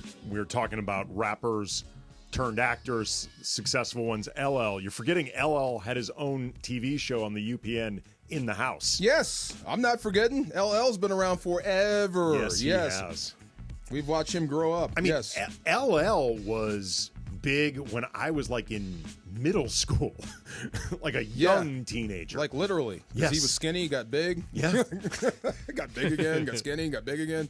The football movie, Any Given Sunday. Yeah. Yeah, he played the running back. He and Jamie Foxx like threw down. Got for into real. a fight for real, yeah. Like there's a scene in the movie where they fight. Yeah. But in real life, they said fought. LL went really method. Yes. Yeah, and Jamie got under his skin, and they wound up having fights. But yeah, LL is very successful. Another rap group I haven't thought of in a long time, Booyah Tribe. Remember that? Yes, Booyah I Tribe? do. Look up Booyah Tribe. All right. Tell me that is not a scary picture. Yeah, right there. That's some big dudes, bro. NBA playoffs, the drafts, free agency, the offseason, every moment of what the purple and gold do during the biggest offseason in history. We got your dose of what's next for the Lakers, thanks to Pro Baller, the official energy drink of the Los Angeles Lakers. I forgot about the Booyah Tribe. Oh, man, big time. I forgot the song. Yeah. You remember them big dudes? Yeah, there you go. Some big cats. Whatever you say, homeboy. I remember it's no longer Hollywood Billiards no longer exists. It's a pool hall that I used to go to with my friends in Hollywood, like kind of near 101, like that area of Hollywood. And I remember one of my friends, she met someone there, and he went by Boom Boom. Boom Boom. Okay. Was his name. Yeah. And she asked Boom Boom, like, what do you do? His response, I kill people. Oh. Okay. Although I will say, I met Boom Boom later. That's a heck of an intro. Sweet guy. Yeah. He was a really sweet guy. Any of those double name dudes, you got to worry. Boom Boom, Day Day. Yeah, right. You got to watch out for this. Like Ray. Yes. Never let Ray behind you. All right, so it is officially the 100-day mark until college football is upon us again, which raises the question of USC, Lincoln Riley, and the seat that he resides upon. DeMarco, last season disappointing for USC. I can speak to as somebody who has SC alum friends, and I obviously hear from people. The excitement. And you're an alum. I am an alum as well, but I don't hear from myself. But I would say the shine on Lincoln Riley, insofar as everybody's excited that we landed him, that's gone. The bloom is off the rose. The bloom is off the rose. That's Yes. not to say necessarily everybody's out on him, but the excitement is over because the Lincoln Riley era has consistently gone backwards.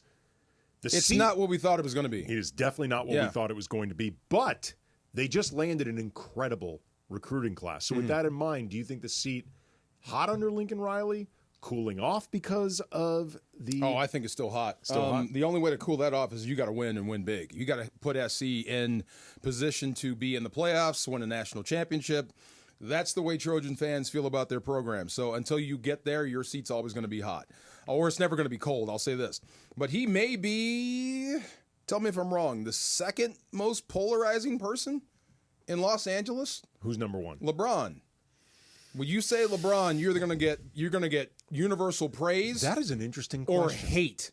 Lincoln Riley is almost the same way. That is a really interesting question. Yeah. For a long time, Paul George was also quite polarizing, but he's no longer in LA. There you go. Kawhi kind of played his way out of that. Yeah, I mean, this year. Kawhi, other than frustrated over injuries, there's nothing to dislike about Kawhi. Right. The guy doesn't say three words. He's and when unlucky. he plays, he's awesome. But Lincoln Riley, for all the hype coming from Oklahoma to here, You know what? The only reason I would say you're wrong is because I think things have shifted so much with Lincoln Riley. It's not even polarizing anymore.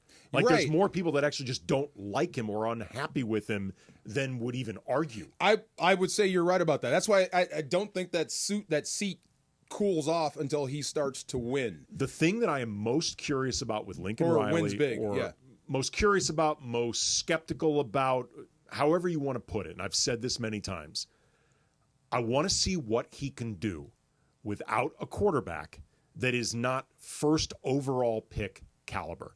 Because he's gonna get your wish. He's had a lot of success with Caleb Williams, Jalen Hurts, Kyler Murray, Baker Mayfield. I do wonder, is he not attracting those guys anymore? I don't know. Because I think college football has kind of changed. NIL's kind of changed. Absolutely. He's attracting those players not in the quarterback position because they do have the number 1 draft class and several different. Which is interesting because he's seen as a quarterback's guy. Right, but that's what I mean. Are they not seeking out his wisdom to become great anymore? I don't know. I mean, I'm not deep enough into this sport to. I mean, recruiting is like its own sect of sports. Yeah. Like, someone like Beto, for example, knows a lot about this stuff. Yeah. Like, I don't know about it. Or they're satisfied with Maeva, and they could be. I think you're going to have to. You're going to have to be. And you know what? That would go a long way with me for him. I mean, not that I'm out on Lincoln Riley, but if you could make this kid into a first-day guy or a top 5 draft pick, okay. I think Lincoln Riley still has his fastball, but it is what we said about Miller Moss though last year before he started playing. There you go. That's what I'm saying. If you can make him into something, okay, that would go a long way. Someone like Miller Moss, for example, I think Miller Moss is fine as a college quarterback. He's not great. He's not awful. He's fine. But Lincoln Riley, with a quarterback that was fine, did not look impressive. No, and fine's not good enough for SC. No, that's its own separate thing. But I'm just talking about Lincoln Riley. And when you look at his body of work, removed from that kind of a quarterback, especially for a guy that is considered like this quarterback's guru, you start wondering, how much did Lincoln Riley make those quarterbacks versus did those quarterbacks make Lincoln Riley? It's funny. Baker's always been Baker. Baker's going to be Baker. I'm not sure how much Lincoln had to do with that. Kyler Murray is just a phenom. When he doesn't want to be touched, you can't. And I think Caleb Williams, that act would play anywhere. So I don't know. Jalen Hurts doesn't get full credit over him. I mean, Jalen Hurts is Jalen Hurts. I mean, when you start losing or when you're not winning big and you're being paid like he's being paid, then the naysayers start coming out of the woodwork and they start questioning you and how well you can coach. But the fact of the matter remains, outside of Caleb Williams and when he left, it seems like you haven't been able to really get SC over the hump. Right. And they were losing close games on things that Lincoln Riley was making mistakes. They were losing games in the fourth quarter. They were not using timeouts like in the Penn State game. They didn't use a timeout. They could have used it. Some of last year's losses, if not all of the big losses for USC, might have rested on Lincoln Riley's shoulder. There's no question. And Caleb Williams' time with SC, he papered over so many issues. Great deodorant. Because he was so good. Great deodorant. He could turn nothing into something. When you don't have him, what do you do as a coach? Can't you get out of the Lincoln Riley business this year? It's still a big buyout. It's still a big buyout. When's the first time where it's not a big buyout? I can find that for you shortly. I think it's several years from now. Is it several years? You're stuck with him for a while? Okay. I mean, I don't know if there's some type of exit clause or anything like that. I just know it's a long, expensive contract when they signed him. It started with me when he started doing interviews and he said publicly, I don't want to be Nick Saban. I don't want to be Pete Carroll. I don't want to be coaching until I'm 70. That's not what I want to hear if I'm an SC alum. Okay, the reported buyout from what I just came up is in the $80 million range. The original it was a 10-year contract. Right, the original contract was 10 years, 100. So we're not quite yet at you come out ahead in the buyout stage, like you've paid off enough. Like you would 110, that was 2022. Yeah. 80 million. But if they fall on their face this year, you'd eat it. That's a lot to eat. If you fall on your face this year and clearly he's lost it and you've lost all faith, you can eat that. Will you be as a committed school as Texas A&M is to eating that buyout contract? Because when Jimbo Fisher was let go out of A&M, the whole concept around it was that they had to eat like a huge buyout. I don't know if SC is able to do that like Texas A&M could. SC's got money.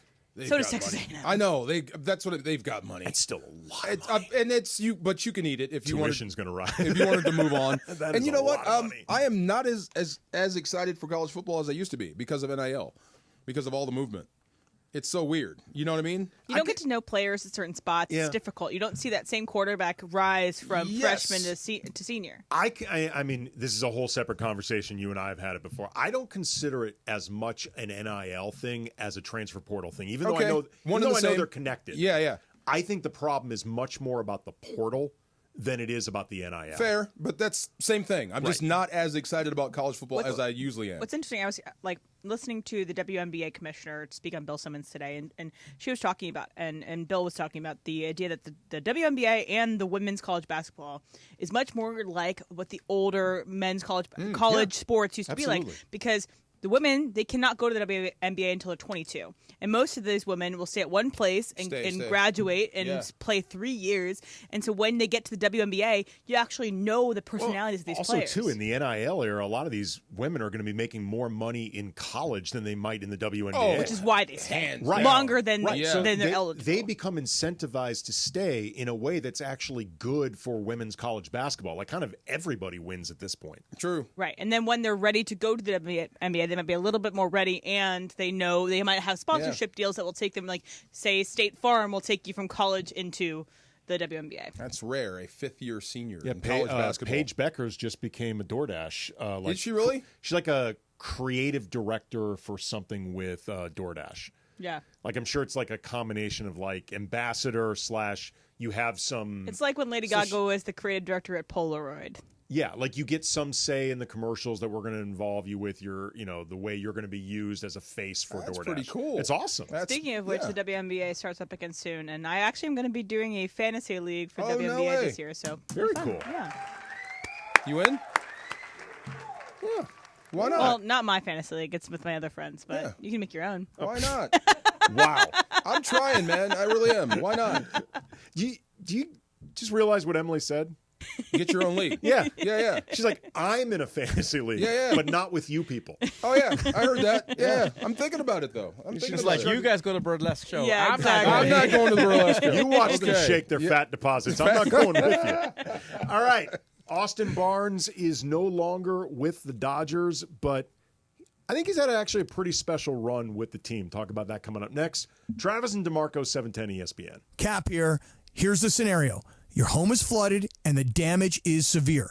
Now it feels like your insurance company is turning on you. They won't approve a replacement living arrangement and the adjuster leaves you in the lurch. Take a breath and call Avner Gatt. With years of experience and a passion for helping people, if you've got water damage at home, call Avner Gatt today. 818-917-5256 or avnergatt.com. That's 818-917-5256. Avner Gatt. Your claim, our game. Big on protein, rich on flavor. The new $10 Islands Restaurants protein bowls are here for a limited time. Packed with over 40 grams of protein and stacked with fresh ingredients for the flavors you love. Just in a bowl. Find your protein paradise at islandsrestaurants.com. All right, listen up. Whether you're out for a walk, hitting the gym, or just tackling your day, in this LA heat, chafing is no joke. Take my word for it. That's why you need Highlands Chafing Relief. This stuff is a game changer. Goes on like a cream, dries like a powder, and stays put even through sweat and water. No greasy mess, just all-day protection. If you've already got some chafing, Highlands soothes it fast with aloe, shea butter, and tea tree oil. Don't let chafing slow you down. Grab Highlands Chafing Relief at Walmart or Target right now. Did you know your skin is the largest organ of your body? Huh? That's why you should shower with Old Spice Super Hydration Body Wash instead of plain old bar soap. Love your skin by super hydrating it with vitamin B3 and glorious notes of vanilla and shea. Did you know that my super hydrated skin is the second largest organ of my body? The first is my heart. Old Spice. Men have skin too. Old Spice Super Hydration Body Wash. 24/7 renewing moisture. With daily use. Every great team has its core players, but when the season gets tough, adding the right free agent can make all the difference. The same goes for business. At Robert Half, we found that 67% of companies surveyed plan to increase their use of contract talent to handle workload peaks and backlogged projects. With Robert Half's specialized recruiters' experience, combined with our award-winning AI, you can quickly find the skilled candidates you want. At Robert Half, we know talent. Discover how we can help at roberthalf.com/talent. This is the Travis and DeMarco Show. Now weekdays 9 a.m. to noon on LA's mega sports station. 710 ESPN. The Wild Wild West. When I roll into the Wild Wild West. When I stroll into the dishonest, DeMarco. This is what I want to hear. See? Call it out in the media. It's dishonest. We were talking about what do we call that when you get together with the players? The scrum. The scrum. There's another word for it, but we can't say it. when you get in the scrum and you're asking these guys questions. Yeah, and we don't know the context of it, but apparently on First Take, it's being discussed. Josh Hart called some post-game question after the Knicks lost to the Celtics stupid. Yeah. And I have no idea what the question To was. the untrained eye. Right. But when you get in a scrum and everybody has a great question, and then there's always one where you hear, like, why would you ask that I've now? heard many a stupid question in my Yes. time in the scrums, and I'm I don't sure wanna a couple say of them stupid, come from me. But not stupid, maybe ill-timed, or why? What's the point of that question? Well, look, there are times where it's very obvious that you just want a quote to fit into something that you're 3/4 of the way done writing. You or just whatever. need something. Right. Yeah. And you're not really asking a question in earnest. You're asking to set up a soundbite. And these guys, particularly now, because they're really accustomed to everything going viral, these athletes aren't stupid. No. Man. They can smell it or a out. crazy reaction because everybody crowds around Stafford. He's the quarterback. So you're asking him basically either team stuff or offensive stuff, right? And then somebody in the back will say, how does it feel to have the ball run down your throat? And he'll give you a look and like, what? And that's what they were looking for, was just that stupid reaction. But it's like, why do you do this? You're messing it up for everyone. Well, I mean, really, it's what do you want to know? Thank you. Like I think that's what athletes often are looking for. It's like, just what do you actually want to know, as opposed to how are you trying to have me make your job easier? Yeah. By giving you the thing that you want. Right. It's funny. So I bet, and this guy, let's say, typical NBA guy, your team is down 3-1. And the first question you get is, hey, is the next game a must win?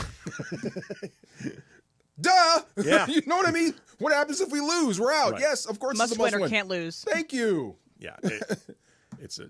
Anyway, sorry. Yeah, Not to get sidetracked. Again, there are a lot of stupid questions.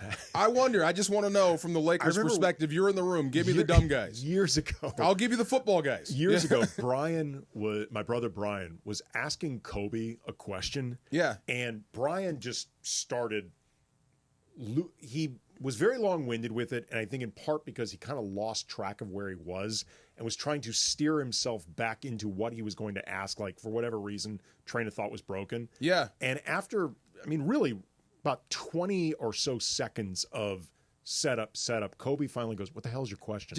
Ask the question. Which right. kind of snapped Brian back into the thing he was going to ask, and it was actually a good question. Probably nervous, yeah. But it was funny that he's, what the hell is your question? What was the give me the crab juice. There you go. The woman that was interviewing Belichick recently, she was just on ESPN. Yes, SportsCenter anchor. I'll look it up. And we were there for one thing, for her to bring up his girlfriend. Jordan. Right. And she got to it, and you can tell she was nervous. Christine Williamson. Yeah, just throw it out there, man, you know? Yeah. What's he going to do, punch you?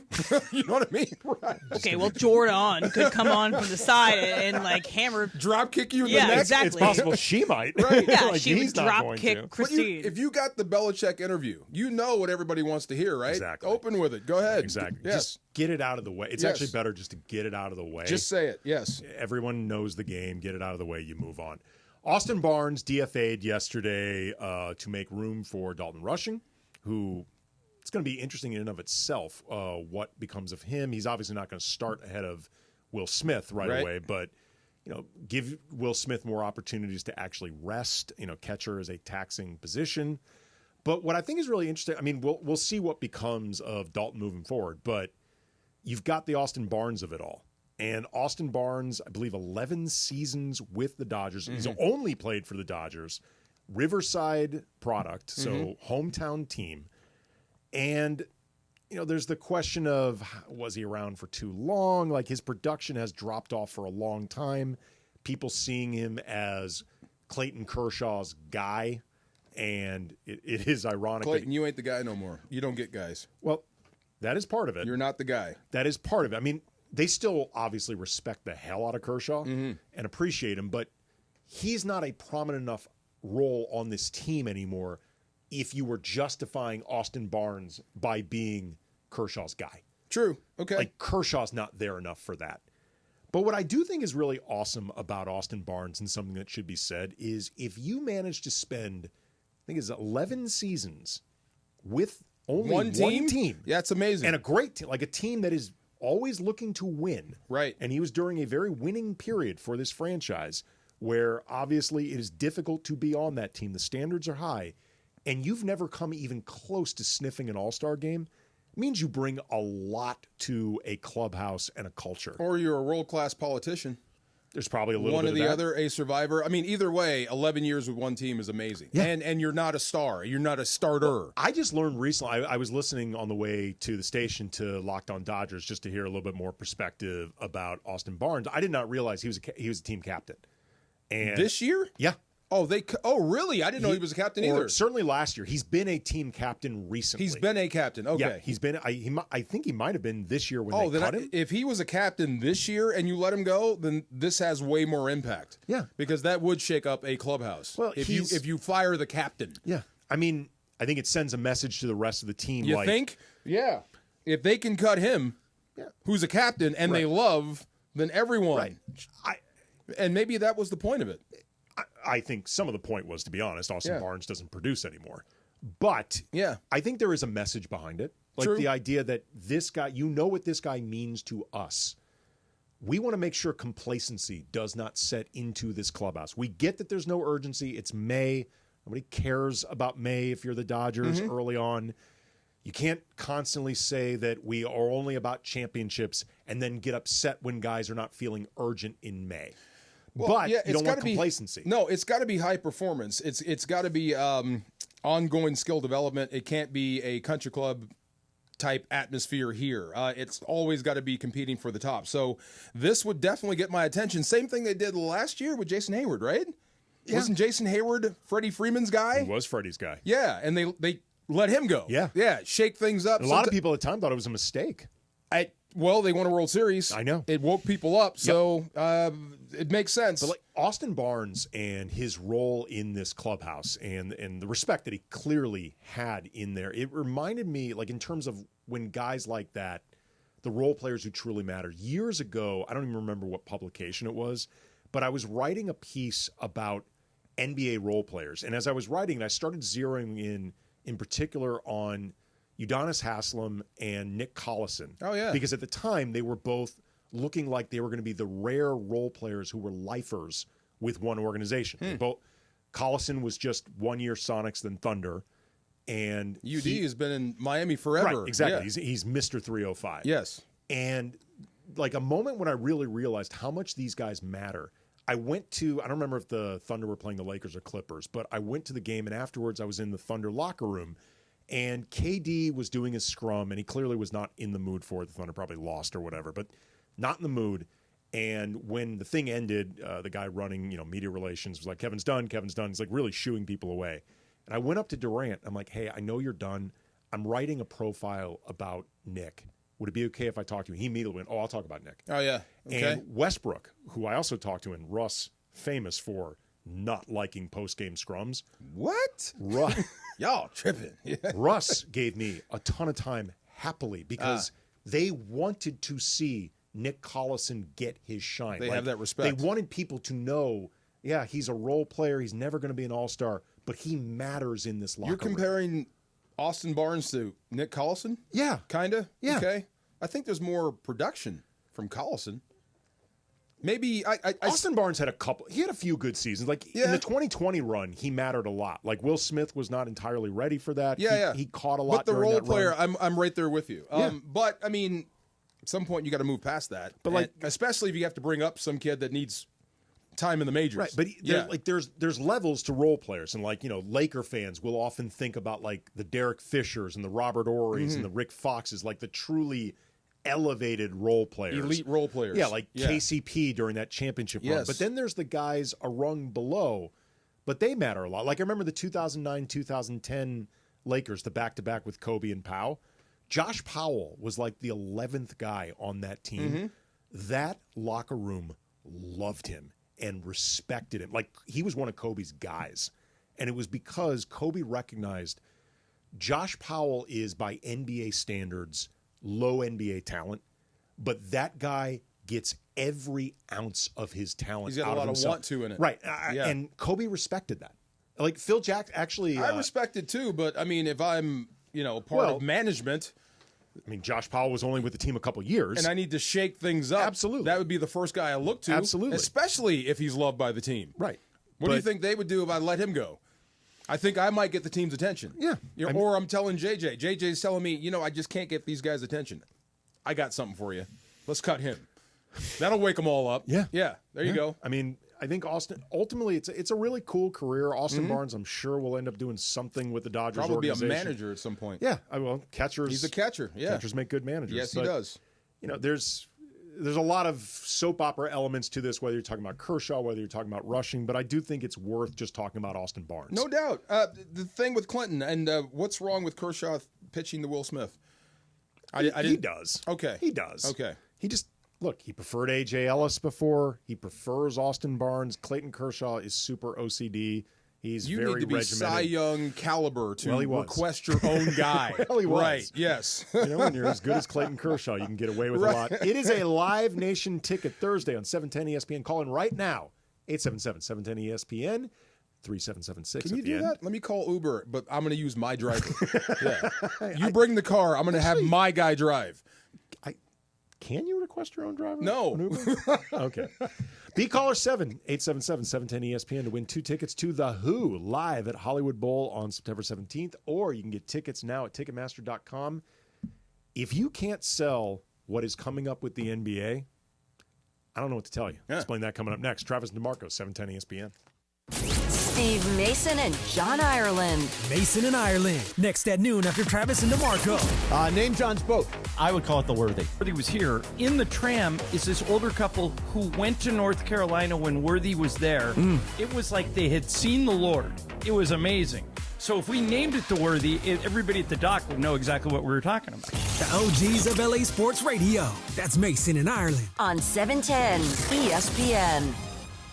Hey guys, it's Sedano. Los Angeles International Airport's People Mover trains begin rolling early next year as part of LAX's ongoing investments to transform and improve your travel journey. The People Mover trains will quickly move guests between their terminals and our new consolidated rental car center, metro trains and buses, economy parking, and Kiss and Fly lot. The trains will make it simple and fast to get to your LAX destination in 10 minutes or less, and trains depart every 2 minutes beginning in early 2026. Learn more at lawa.org/ESPN. When pain keeps you from doing what you love, Hoag Orthopedic Institute gets you back to you. We are ranked number 18 in the nation and number 1 in Orange County for orthopedic and spine care by U.S. News & World Report. From the surf to the green, our world-class doctors are there, which is why more Californians choose Hoag Orthopedic Institute for orthopedic and spine care more than any other hospital. At Hoag Orthopedic Institute, there is no one better at getting you back to you. Proudly founded by premier physicians in partnership with Hoag. Learn more at HoagOrthopedicInstitute.com. Don't navigate the legal system alone. Hey, it's Travis. At the personal injury law offices of Joseph S. Normand, they will fight tirelessly to get you the max compensation you deserve. Joe and his team understand the emotional and financial toll that an injury can take on you and your life. Call 213-747-2000 or visit normandlegal.com. The law offices of Joseph S. Normand have helped thousands of people like you recover millions of dollars in settlements and verdicts. Visit normandlegal.com or call 213-747-2000. Your recovery is their priority. It's time to make your yard the best on the block with Memorial Day savings at the Home Depot. Start by keeping the weeds at bay with Earthgrow mulch, now 4 for $10. Then keep your garden thriving with Miracle Grow garden soil, now on special buy, 4 for $10. Give your neighbors yard envy all summer long with Memorial Day savings going on now at the Home Depot. The success you've already had matters at University of Maryland Global Campus because we're a school for real life. An accredited state university, UMGC lets you earn up to 90 credits toward a bachelor's for prior learning, life, and work experience, or transfer up to 12 credits toward a master's. We offer affordable tuition and online and hybrid courses. No application fee if you apply by May 30th. Learn more at umgc.edu. Certified to operate in Virginia by Chev. And yes, welcome to the Travis and DeMarco Show on 710 ESPN. I want to put my feet in the sand. I want to drink. I want to eat. I want to walk. I want to have the sun on my face. That's it. Let's get back to the fellas. The Travis and DeMarco Show continues right now.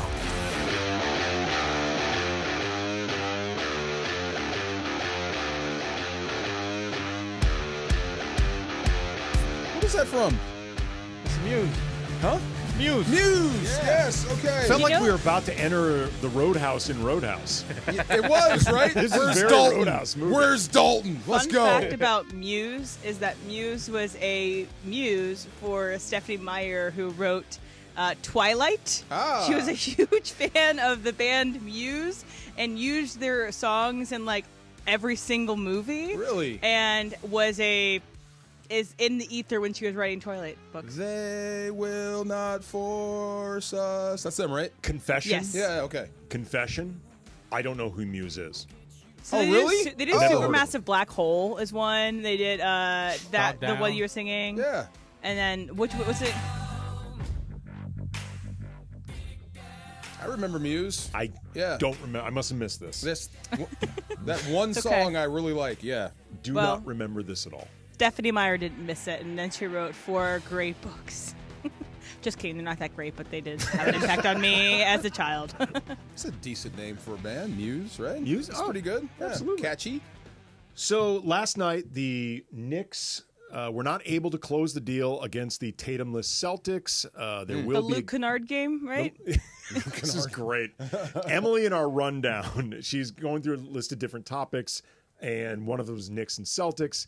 And one of the points she's listed was Luke Kennard game, when she meant Luke Cornett game, which is hilarious because they're both just kind of nondescript white dudes. Yeah, they're the same in my mind. I mean, well, what's funny is you could not find two nondescript white dudes whose games are totally the opposite. Like, as players, they are nothing the same.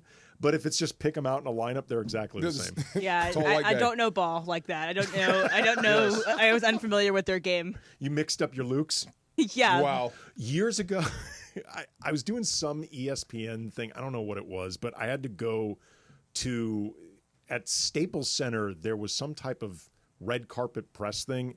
And I'd been to a wedding the night before in Santa Barbara, had been up all night, and basically drove straight from Santa Barbara to this work thing. So Dang. I'm exhausted. Yeah? I started doing an interview on the red carpet with Mike Dunleavy Jr. And if you didn't watch on YouTube, he did air quotes around Mike Dunleavy. Yes, Mike Dunleavy Jr. Yeah. About halfway through it, Mike Dunleavy Jr. lets me know I'm Casey Jacobson. Oops. Oops. Okay, oh my wait, God. Travis did that with LaDainian Tomlinson and Adrian Peterson one time, too. Called them by And they look nothing alike. Casey Jacobson and Mike Dunleavy? No. Yeah. LaDainian Tomlinson and Adrian Oh, Peterson. they do look nothing alike. Nothing alike. If you look, to be fair to me, like I did a poor job with my professionalism, all that. Casey Jacobson and Mike Dunleavy Jr. actually look They look alike. Okay, that's like a mistake. They legitimately Yes. look alike. But yeah, it was funny because as I was asking Mike Dunleavy Jr. questions, Yes. the look on his face started getting just like more like, wait, why are you What are asking you me asking this? me? Why? Yes. And then finally he realized he thinks I'm Mike Dunleavy Jr. Wow. And he just goes, I'm Casey Jacobson. He should have played with the bit. He should have just started because, okay, do you guys know who Lord is, the singer? Yeah. And do you guys know who Charlie XCX is? Yes. Okay, so they oftentimes at the beginning of their career would get confused for each other because they both have like really dark hair. They have they both kind of pale. Oh. And at one point in time, I think it was at Coachella, and honestly, it might have been with K-Rock, but someone was interviewing Charlie XCX and was asking her questions about growing up in New Zealand, and Charlie XCX is from England. Lord is from New Zealand. But then Charlie just committed to the bit and just started answering questions as if she was Lord. And it's great. What was that guy? Oh, he's dead now. We can't say it. I guess we could. Oh, Sam Rubin. Sam Rubin, who Yes. Samuel L. Jackson. Yes, Sam Rubin, one of the Yes. iconic local Yes. newscasters, specialized in Hollywood. Samuel L. Jackson would not let him off the hook. Oh, Right. did you think I was Lawrence Fishburne? He just kept going, and at that point, you just have to lean into your mistake. If Right. you're, and I know that is a loaded mistake to make as Yes. a white reporter. What Super Bowl black commercial? actors, but it is hilarious. It is Hilarious. So what were you saying about if you can't sell this? Okay. You sound like what's his name from Glenn Ross, but yeah. get them to sign Yes, on the line that is dotted. Yes. Coffee's for closers. There you go. Exactly. What So- can I sell? We know when we're looking right now at the impending conference finals. Yes. We know that one of the teams is going to be Minnesota Timberwolves. We know that one of the teams is definitely going to be the Indiana Pacers.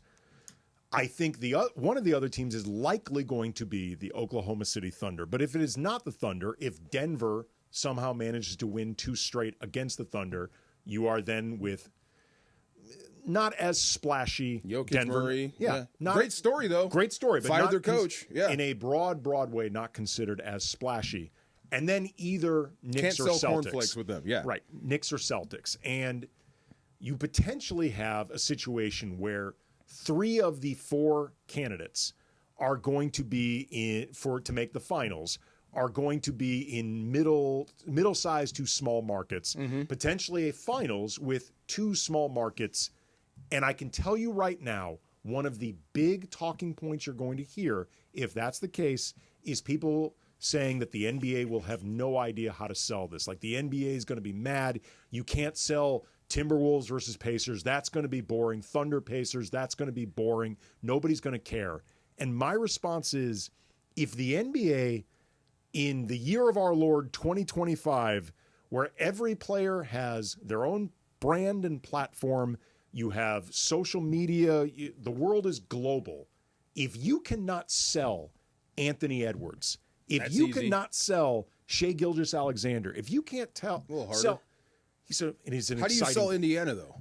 Tyrese Halliburton went A, exciting player, B, went from being the guy on the Olympics who didn't play, all the way to potentially leading his team to a championship in less than a calendar year. That is a great story, an exciting young player to watch. If you can't sell that as the NBA, fire everybody. Can I try a quick test? Sure. Okay. Jorge, how much basketball do you watch? Right now, none. Do you know who Anthony Edwards is? I do, yes. Do you know who Tyrese Halliburton is? Yes, I do. Could you pick him out of a lineup? Yes, I can. I bet some people couldn't. That's good. See? Well, then your job is to teach people how to pick them out of a lineup. There and you go. It shouldn't be that hard because they're fun to watch. I love them both. I do. I love them both. And I was saying this with Randy. With Travis. Tired. Randy. Burlesque. Old host. Randy Travis? Anyway, long story. I'm getting tired. But I would say I would celebrate the game if I was the NBA. Yes. I would. I would appreciate the game of both teams and celebrate what they're doing and how they're doing it. That's how I would sell it. Like the idea that, if you're asking me, is it a bonus if it is, say, Lakers Celtics? The answer is obviously that's easy. Yes, because everybody will care.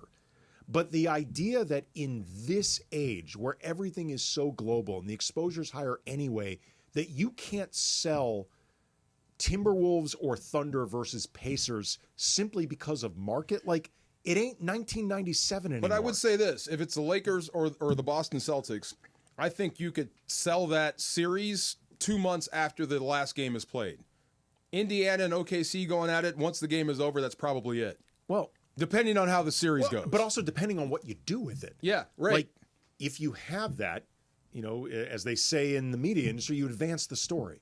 Like, one of these franchises, if it ends up the Thunder or the Pacers or the Timberwolves, they're going to win their first championship ever. If the Knicks win, they are going to win for the first time in over 50 years. If the Celtics win, they somehow manage to do this without their best player. Mm-hmm. Like, those are all great stories. True. If you at least attempt to do something with it, and you don't get caught up in, again, like old world thinking. But you got to admit, it's a little harder. Of course it's hard. Yeah, the franchises are different. Small market. Like, who does the talk show circuit if OKC wins?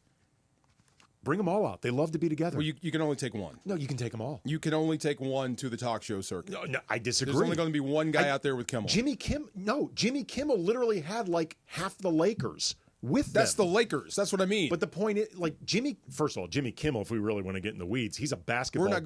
We're not going there. Yeah. But I'm just saying, he's a basketball geek. I'm sure he'd love if, like, Shea and Jay Williams and Chet and, like, everybody showed up. I think you might have to do that if OKC wins. Do it. That's my point. Just do it. Do it and do it that way. Yes. I mean, what you would really want the Lakers is to bring LeBron on with the trophy. Well, yes. Bring Luka on with the trophy. Bring Tatum on. Well, not so much Tatum, but you know what I mean. All marketing people love the easiest marketing assignment. Right. They all do. I just don't think that this is as impossible as people will make it out to be. I don't think it's impossible, but you are taking a hit with these small markets. Sure. You know that. Work So it's not the ones you would pick, of course, to win your championship, but it is what it is. I would celebrate the game. I mean, this is what came out of this year. Again, if you can't market, if it ends up the Timberwolves in the final, if you can't market Ant, you suck at this. You suck. That's easy. At this. The only problem with him for me is you're going to get a lot of negative coming back too. You can play with that. Any press is good press. Any press is good press, but there's going to be a lot of negative and a lot of other people. He is other people so coming charismatic. Up. Yeah, I love the guy. He's the closest that.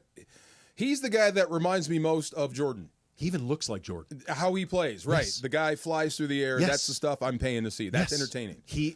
You want an alpha male? He's an alpha male. He's that guy. And he's an alpha male that doesn't crap on his teammates. Like he celebrates his teammates. Seems like his coach hates him though. I guarantee Chris Finch doesn't want him going anywhere. No. He's hard on him. He might be pulling his hair out, but he's also winning games for the Wolves. This is true.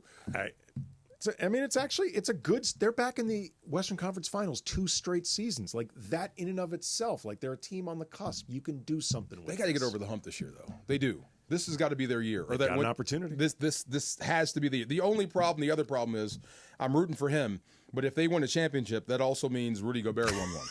Focus on Julius Randle. Julius Randle's an awesome dude. I will focus on Julius Randle. Julius Randle's an awesome dude. Okay. I also like watching the Knicks. I think the Knicks are really fun. That's easily to market because it's New York. You got the Bing Bong. You got all that stuff. The problem with the Knicks winning, because I agree with you, like this is a really likable Knicks team. It's so much funnier when the Knicks are losing. When their fans are suffering, it's so funny. Fire the think guy. It could be like the Lucy pulling the football away, where the Knicks get to the finals and then just funnier. Has the owner been forgiven now? Nope, never. They still hate him.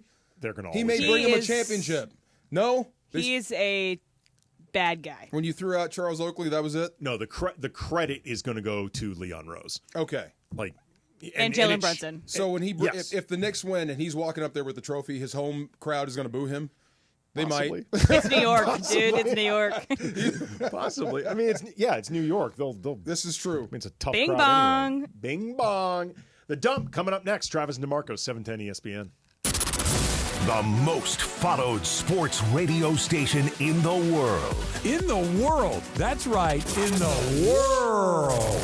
710 ESPN. You know it. Yeah, tell your friends. At ESPN Los Angeles on Instagram, Facebook, X, YouTube, TikTok, and Twitch. We're naturally entertaining. Yes. LA's mega sports station. 710 ESPN. Hey, it's Mace. Did you know Goodwill Southern California is more than just amazing thrift finds? They're transforming lives with job training, career placement, and support services for veterans, youth, and individuals overcoming barriers to employment. Every donation and purchase fuels these life-changing programs. For more on how you can help, go to powerofwork.goodwillsocal.org. That's powerofwork.goodwillsocal.org. Brought to you by GSC Verizon Skill Forward. Waba Grill is an LA original, so we've got to keep it real. Real fresh with our Asian-inspired menu that's grilled to order every time. Pick me up and never put me down. Real quality with our marinated proteins like hormone-free chicken, ribeye steak, wild-caught salmon, and shrimp. Enjoy $5 happy hour weekdays after 3 p.m. with our 5-piece pork veggie dumplings and a value-sized premium beverage drink like our creamy and delicious Thai tea. Waba Grill, keeping it real every day for you. The playoffs are in full swing, and you can get in on all the action at ESPN Bet Sportsbook. Go from tracking the latest game-changing moments to placing bets in just a few taps. Right now, new customers can get $100 in bonus bets when you make your first $10 wager. Download the ESPN Bet Sportsbook app and sign up with promo code JOEQ, J-O-E-Q, to get started today. Must be 21 plus. Gambling problem? Call 1-800-GAMBLER. Terms and conditions apply. See app for details. Offer not available in New York. This just in, the NFL schedule has dropped, and you know what that means. It's go time. Adam Schefter here with the Insider Tip. If you're trying to catch your team live this season, Vivid Seats is the move. For For the best selection of games and seats, it's time to snap your tickets up now. Vivid Seats has great deals on great seats and the only rewards program in the game. It's no wonder they're the official ticketing partner of ESPN. So don't wait. Head to vividseats.com or download the app and lock in those game days. It's time for everything we haven't gotten to today. Yes, it's time for the dump. All right, Dodger fans, if you're planning on going to the game tonight at 7:10, there's going to be an Ohtani bobblehead tonight. It's going to be the 50-50 bobblehead of him sliding. But rest assured, everybody with a ticket will get a bobblehead. Okay, nice. So you don't need to start lining up right now for the 7:10 p.m. First pitch. No rush, no rush for it. And why wouldn't you just do this for every time you have a giveaway? Just have everybody that goes get the thing. This is the sliding one, though. See? I've never understood Bobblehead? why you don't just have one for everyone who shows up to the game. Because it's about marketing? It's about, what do you mean by marketing? What's making it better than having If I everybody have get it and you guys don't get it, it makes it more valuable. But that's the process of getting a ticket, though. True. If I have a ticket, Right, that's what exactly. you want. If I'm already paying for this, I want to get this thing. You're often showing up to these bobblehead games specifically to get the bobblehead. Yeah. Like and these tickets are super expensive as it is. Right. Concessions, parking, and the Dodgers put all that money on the field. I'm not arguing that. Yes. But like, don't screw over your fans. Like, to me, the idea of you buy a ticket specifically for this bobblehead and you have a chance not to get it, that's screwing over your If fans. I gave out 10 tickets and, to a game, and I would tell you I only have 7 bobbleheads, that's what I would do. See? To make sure. I'd make it exclusive. But the I'd make you scarcity wanna thing have is the idea you have to be at the game to get the bobblehead. there you That's go. the scarcity. That's the marketing. That- So that means exactly. everybody should get it. I also think that another good thing about another reason to have it, not have everyone have one, is so that you get the ballpark early. So that you that the places at the ballpark can get more food, you get more drinks, you get all this stuff. More money spent at the ballpark is why people will have it Nice. to get there early. Ohtani, it's him sliding Yeah. and his head moves. Okay? Interesting. It's like it's like his feet are first and his head goes like this. Yeah, It you probably get it. moves while you slide. Is he holding the shoulder? Yeah, there you go. So amongst the schedule releases was not just obviously the Rams, there's all the NFL. Steelers and Jets are going to be week 1, and I wonder why they think that is a good key matchup for those two teams, because they know that Aaron Rodgers is going to be there, and they want Aaron Rodgers and the Jets and the Steelers to play in week 1. What other choice do you have if you're Rodgers outside of retiring if you want to play ball? I think every job is filled now. You excited, Em?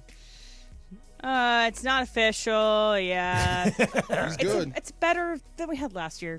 He's good. It's a better option. Maybe they'll win a playoff It's a game. true root for the laundry. It is. Yeah. You don't have to like the guy. Just appreciate what he does. And they also traded away George Pickens, which is not the end of the world, but they have DK Metcalf. And Speaking of Cowboys, happy 57th to Emmitt Smith. Hey, Yeah. Big Emmett. Yes. 22. You want to talk about an everybody loves him, dude? Yes. Everybody loves Emmitt Smith. Like, I've met him a couple times. He was extremely nice. I've never heard a bad thing about that guy. No, he's good. I was impressed. Played him twice. College, he was leaving to go pro. We played him in a bowl game here in the Freedom Bowl. And he played 5 snaps and took himself out. So we were kind of down on him. And then he went to Dallas and tore it up. So got to play him in 98 in a preseason game. Could not wait to play against Emmitt Smith. Completely impressed. Was this your freshman year in college? This is my freshman Okay, because year. I'm trying to do the math. I'm True like, freshman. Emmitt seems too old for that. True freshman. I'm 54, so Okay, 3 years. no, that makes sense. Yeah, but played him in preseason in Dallas, and the first thing that got me was the crowd on the field was so big I could not believe it. So I'm standing on the sideline for the national anthem looking across to the Cowboys, and I couldn't see Emmitt's feet because the crown on the field was that high. That's how they were doing it in Dallas. So every play they ran, Emmitt is literally running downhill at you. Wow. That was part of it. Yeah, I'm like, good Lord, is this legal? I'm like, I don't think they care. well, Yeah. now the sun's in your face, Right. so it's a detriment to them as well. So on this day in 2018, something happened, and I want to know if you guys remember this. But do you guys remember the Laurel versus Yanny No. thing. Laurel versus Yanny? It was kind of similar to the blue dress and Gold the white dress the whole dress thing where you see what you want to see is an optical illusion kind of thing. So it's going around in 2018 a sound, and people were up in the air at the sound that they heard. I do so let me remember play you the this. sound. I want to hear what you guys think it says. Laurel, Laurel, Laurel, Laurel. I heard Laurel three times. Yeah, that's what I heard too. Laurel. But people apparently also hear Yanny. Play it again. For some reason. Laurel, Laurel, Laurel. I don't hear Yanny anywhere in there. And that's the weird thing, because either people are lying about hearing Yanny, or it's some sort of very strange... I don't understand how you could possibly get Yanny out of that. But the same thing for the blue dress and the white dress. No, that one I can understand. Me too. People seeing different stuff. Like even if you have an opinion about it, like I see blue, I could see the other tones in there. Like Yeah. I could see where the disagreement was coming from. There is no Yanny in there. I don't hear Yanny at all. Yeah. There's no Yanny at all. There's no Yanny. The words don't even sound alike. No, not even But close. neither does a white dress and a blue dress to me. But I think it's funny that back in the day that internet used to have fun things like this instead of what the internet has today. This is true.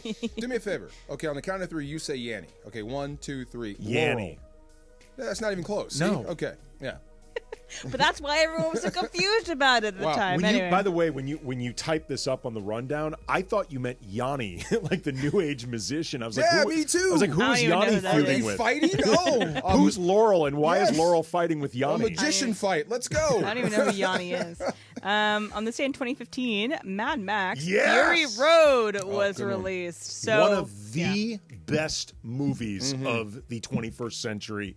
One of the best action movies ever. I love it. Yeah, It's so I great. finally saw the other one. Oh, Furiosa. Furiosa? I Yeah, liked it. I liked loved it a lot. I thought, what's his name was having a blast Yeah, being the Chris bad guy. Hemsworth was great. Yes. Yep. I liked it. The whole I went down when And there's going to be a third. I don't know, because Furiosa did not do great box office. and Miller's getting up there. I thought there was going to be a third. There was one more. I don't know. I'm not sure. Okay. But right before Furiosa came out, I went down a rabbit hole watching all of them in sequential Me too. order. I watched Yeah. all the Mad Maxes. It's Okay. such a great franchise. Here's where I get confused, right? So you've got Mad Max, Road Warrior, Thunderdome. Yeah. Then we get into this. Yes. So how old is Max? Well, Well, Max isn't there at the end. Max isn't in Fury Road, is he? he isn't. Yeah, Mad Max is. Yes, he's a character. Mad Max But is in wait, the movie. I'm so confused. Honestly, I watched all of them, but I'm so confused about Tom Hardy is Mad Max. He's Max. Yes. He's Max Rockatansky. Yes, he's Max. That's what I'm saying. So how But I old thought is it was Max? one of those things where like Max is just reborn and everyone talks about Max. No. He is Max Rockatansky. Yeah, that's it's- him. Okay. That's what I'm saying. That threw me off a little bit, but it was. I can deal with it. It was in the timeline. This was. Furiosa was before everything happened Furiosa was before everything happened in Fury Road. Correct. As far as the exact timeline of where everything from Road Warrior lines up with like It's the original after Thunderdome. Yeah, Well, because Thunderdome's Tina Turner. That's Right. that's the last of that trilogy. Well, it's the. I think the way everything would work chronologically, I think, would be Furiosa, Fury Road, and then the original trilogy order.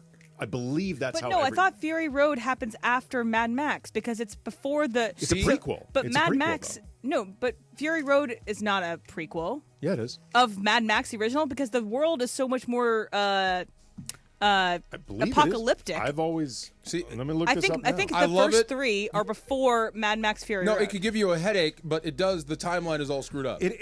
Okay, Fury Road prequel. Because and I think thought Mad the Max is third mo- one. This is what I heard. The third one was actually going to lead us to Bartertown. So we're going to Thunderdome. Because I think Mad Max is closer to the fall of society, Right. Than when Fury Road is we're in a totally different Yes. society completely. Those leaders talked and Yeah. talked and talked. Like gasoline and stuff is like invented in Mad Max. So Right. Mad Max is the first thing chronologically. Right. Which is why I'm confused how. Well, I know Furiosa is before Fury Road. Yes. That's It definitive. leads up to like the seconds before Yes. she leaves onto Fury Road. But that is Max. that is the same Max character. That is 100%. Right. But the thing for me is I don't want to think too hard about these because movies. Mel Gibson is too old. At that point, Mel Gibson, by the time they could get Fury Road, because that had been in the works for a while. He can't play. Yeah, Mel right. Gibson was too old. So that is why you end up casting Tom Hardy as Max. In the role. Okay. Right. It's the same character. I thought. But he looks nothing like him. No, but I don't know. thought That's what confused me. chronologically it was a bit ahead. It would be maybe, I guess, maybe it could be in between Road Warrior and Thunderdome. It's definitely not before, now that I think about it. It's definitely not before Road Warrior, the first one, because he does ride off into the sunset after the the Road Warrior. Mad Max, just Mad Max. Right, the first one, Mad Max, you see the world falling apart. This is like the names of the streaming services all over again. But after the Road Warrior, they leave him. Okay. Right. George Miller has said that it is a Stream, prequel in the stop, sense that there's no strict chronologically. Probably takes place after Beyond Thunderdome. George, I don't know. figure it out, dude. Exactly. Figure it out, George. Either way, Here's we the love thing. it. Yeah. It doesn't matter. Don't think too hard. It's so awesome. All I need is a wrist crossbow, though. I need a well, wrist I crossbow. think, DeMarco, your favorite thing would be the guys wailing on the guitar on the. Oh on my the God! Yes, trucks. yes. Yeah. That is a real guitarist. By the I way, remember when I saw Fury Road in theaters, like the trailer, like the trailer for Fury Road. When I saw the guitar, I'm like, I'm so in. With the flamethrower. Yes. Yeah, man. Are there they you all go. blood bags, or is it just what's his face's character? I think they're all blood They're all bags. blood bags. Can you They're all guys blood explain why they sprayed that silver thing on their mouth? Chrome. It's essentially like a suicide pact. That's it. Okay. Yeah, like Yes. putting on the headband. It's like an official act of a suicide pact. Let's go. Yes. If you haven't seen Mad Max and you aren't deterred by what we just talked about, No, you go shouldn't see be it. deterred. We only would spend this long talking about it because it's awesome. It is awesome. It's a great action movie. The entire series is great. It should have won Best Picture that year. I'm serious. What one? I want to say Birdman or Spotlight. Birdman was good. Moonlight. Yes. Moonlight. playing. Oh, Birdman was good. Let me look it up.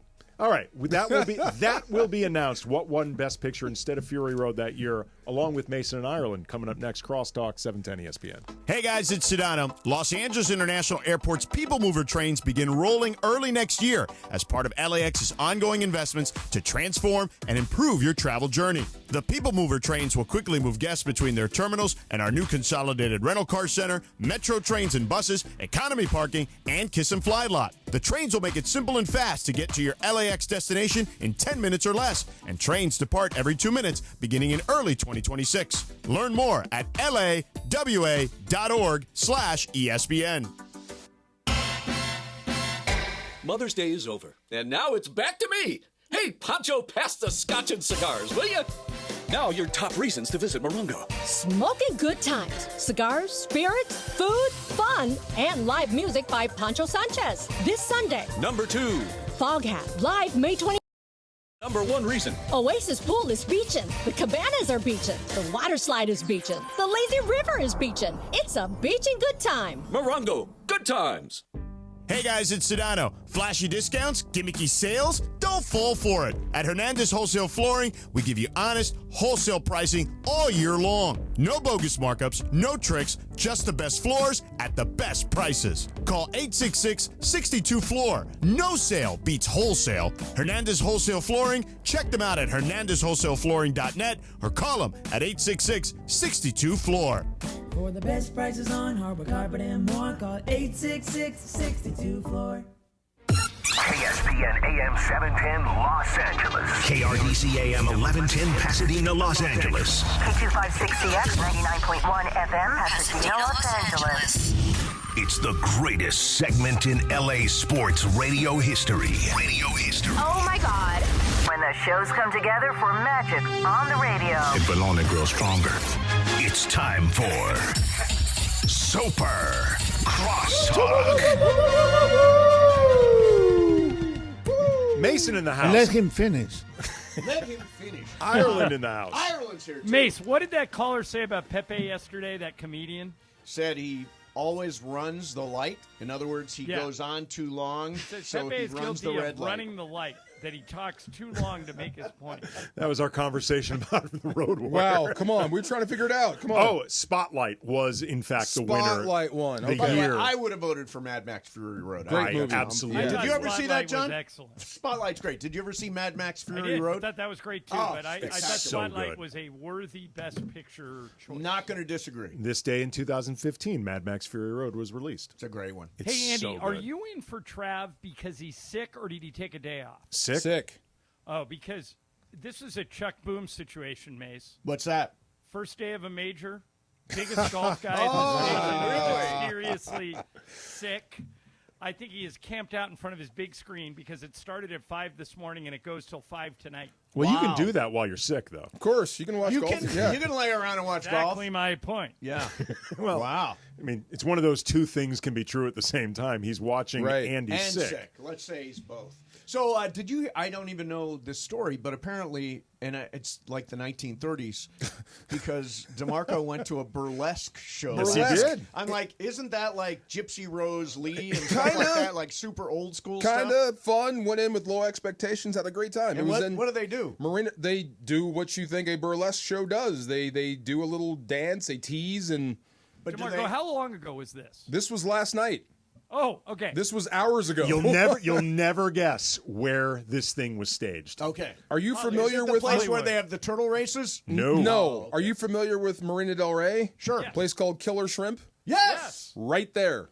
In the restaurant, there is a speakeasy. The Killer Shrimp restaurant. Killer is at a Shrimp. burlesque When you're show? looking at That's the front what I door where it said. says Killer Shrimp, right to the left, there's a speakeasy in there. Wow. Right in there, yes. Mace, wasn't Killer Shrimp the site of Dave McMenamin's most drunken evening ever? No, that was the Whaler. The Whaler? Oh, yeah, the Whaler. Which is right around the corner. Which is right around the corner, What right happened at to the beach. What happened to Dave? Dave was moving to Cleveland, and he had covered the Kobe. Oh, Powell I was at this Lakers, party. Yeah, and he got reassigned Yes. to cover LeBron in Cleveland, and he just let it all go.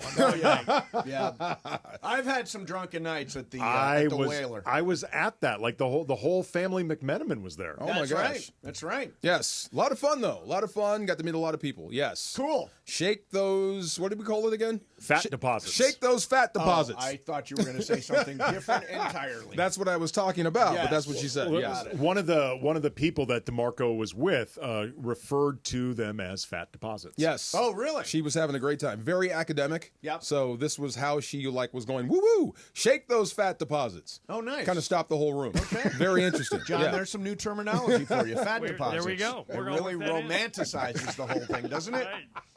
A little bit, clinically. Yes. Nothing hotter than that. You guys talked about schedule yesterday? Yes, we did. We didn't have the full, we So pretended Mace, like we didn't have the entire Thanksgiving- thing. The Thanksgiving thing for the Rams was inaccurate. I Right. guess. Yesterday, it leaked out that the Rams would play Tampa Bay Thanksgiving night at SoFi, and then that turned out not to be true at all. Yes, I heard that we were going to be off for Thanksgiving and Christmas, which was really cool. That is cool. Sometimes we're working. The one that was the head scratcher was Philadelphia. Philadelphia. Week 3, not in prime time. 10 o'clock in the morning against the Eagles, the defending champs. The team, the Rams took them to the I wire. talked about this yesterday, Yeah. Marco. Part of this is there's a game behind the game here. People just assume that Sunday Night Football and Monday Night Football and now Thursday Night Football with Amazon can just take any game they want. They cannot. Fox and CBS pay billions with a B to have marquee games. So once Amazon, Sunday Night Football, and Monday Night Football take a bite at the apple, it's not like they can go back and take another bite. CBS and Fox says, okay, you're going to take Lions Cowboys, then we're taking Rams Eagles. And that's why you'll see, for example, the Detroit Rams game, which might be a preview of the NFC Championship game, is a 1:25 afternoon game on Fox. Right. Because Fox protected it. And that's why, fans, I think, assume, oh, why isn't that on national TV? Why isn't that on Sunday Night Football? Because Sunday Night Football, once they make a pick, then they got to go to the bottom of the line again. And the only other option they have to work in a marquee game is they can flex late in the season. Right. But what I assume happened was Sunday Night Football picked, and then Fox picked next and said, we want Rams Eagles. We'll take that one. So why do you think they would not pick Rams Eagles if Fox has the first pick? Or, I'm sorry, no, if NBC no. has the NBC first pick. has the first pick because they always want Kansas City. And is that who they got? Well, I think so. Kansas City has 7 prime time games. So 7 of their 17. So I think that has something to do with it, too. Yeah. And teams can also protect games. By the way, yeah, and it's Kansas City and the Giants. Yeah. Well, number 1 media market in the country. I know, but Gotta the Giants suck. Right, but they get all of New York. It's a good way to put it. Either way, primetime, whatever, early window, I like the way the schedule rolls out. I like the way it starts. I like the way Baltimore's set. I like that you get Philly early, that you don't have to deal with weather. I like where they put Detroit. That's going to be a hell of a game. Yeah. How do you think that one is going to turn out in Atlanta on Monday night? I like the Rams. I mean, it's Raheem Morris against Sean McVay. It's 2 friends going against each other. Yeah, and by the way, it is a big. We've got their number 1 draft pick, so we got to beat them. That's the one. Yeah, we got to beat them. Because the more they lose, the better it is. The better it is for us. Right. You actually get, if you're the Rams, a chance to help yourself. And I like the way the schedule breaks down the stretch because they have a lot of time in between the 4th to last game and the 3rd to last game. Then they play Atlanta, who hopefully is not going to be very good. Hopefully. It becomes a semi-manageable game that isn't too stressful. And then by week 18, hopefully you've got everything wrapped up. You can sit everyone. Right. You end up with potentially at least a reasonable amount of rest/lesser stress down the stretch. Right. Mace, did I get a text from you today at some point in MJD, Maurice Jones-Drew, predict the Rams will go 15-2? Yes, he did. Yesterday on NFL Network, MJD said 15-2. DeMarco, he's just homering it up because he's on the broadcast. He has never, crew, right? ever picked against the Rams on TV. Okay, so it's Maurice. Never. He's like you with the Lakers. Not once. Twice yesterday. Not once. Not once. So I put in a call. When he says yes, I'll give you the number so you can argue with him. Yeah. Absolutely. By the way, the other thing, and you react to this. So Rich Eisen was there.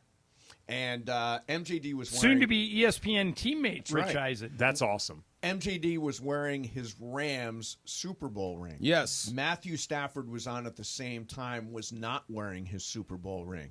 And Rich Eisen said, Matthew, you're not wearing your ring. He's wearing his, even though he didn't win it. Wow. Well, I agree. Kind of hard. Yeah. I agree with Eisen. I agree with Eisen. I have a ring from the Lakers from their last championship. I have never worn it ever. I think it's disrespectful to the players who earned it.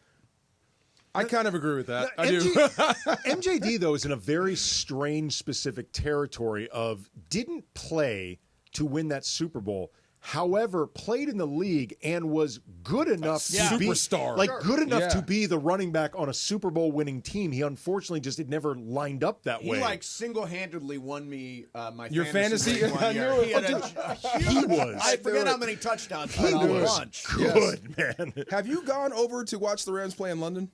Yes, I went to see him beat the Cardinals. The Do you remember Cardinals. That one? Was that the last of? That wasn't Carson Palmer. No, that was no, Cincinnati. No. That was Cincinnati. Yeah. Cincinnati. Yeah, Cincinnati. Okay, that might have been Adrian Peterson over there. We blew that him out. one. You it blew was him like out. 34-0 or 30-0 or something like How that. many Maurice Jones-Drew jerseys did you see over there? Because he is by far the most popular player in London. Well, because the Jags always volunteer to go to London. Yes, everywhere we go, there's 32s everywhere, and they love him up there. Yeah. So I hope you get him on. I would love to go on that London trip. The last time I went on the London trip, we had so much fun. Blast, right? Yeah. Oh, it's really cool. I can't wait to see Travis Hunter up close. Yeah. I want to see him play. I can't wait to see him play on like a neutral field, so to speak. He and Shador are both wearing 12s. Are they really? Yeah, they're both going to be number 12 for their respective teams. Did not know that. I didn't know what Shador was going to wear. Yes, can't wait. I'm so excited the schedule's out. That means we're getting that much closer to football season. Close. Yes, sir. Getting close. All right. Andy, are you going to wrap? How do you wrap this? I don't know. I've been wondering in my head. I'm like, is this sponsored by anybody? Nope. Okay. Super Crosstalk is done. Mason and Ireland coming up next. John live from Idaho. Really good. Travis and DeMarco Show, 710 ESPN. Looking for all things black and gold? Tap into LAFC Plus, hosted by Dave Denholm and Mario Ruiz. This is LAFC Plus.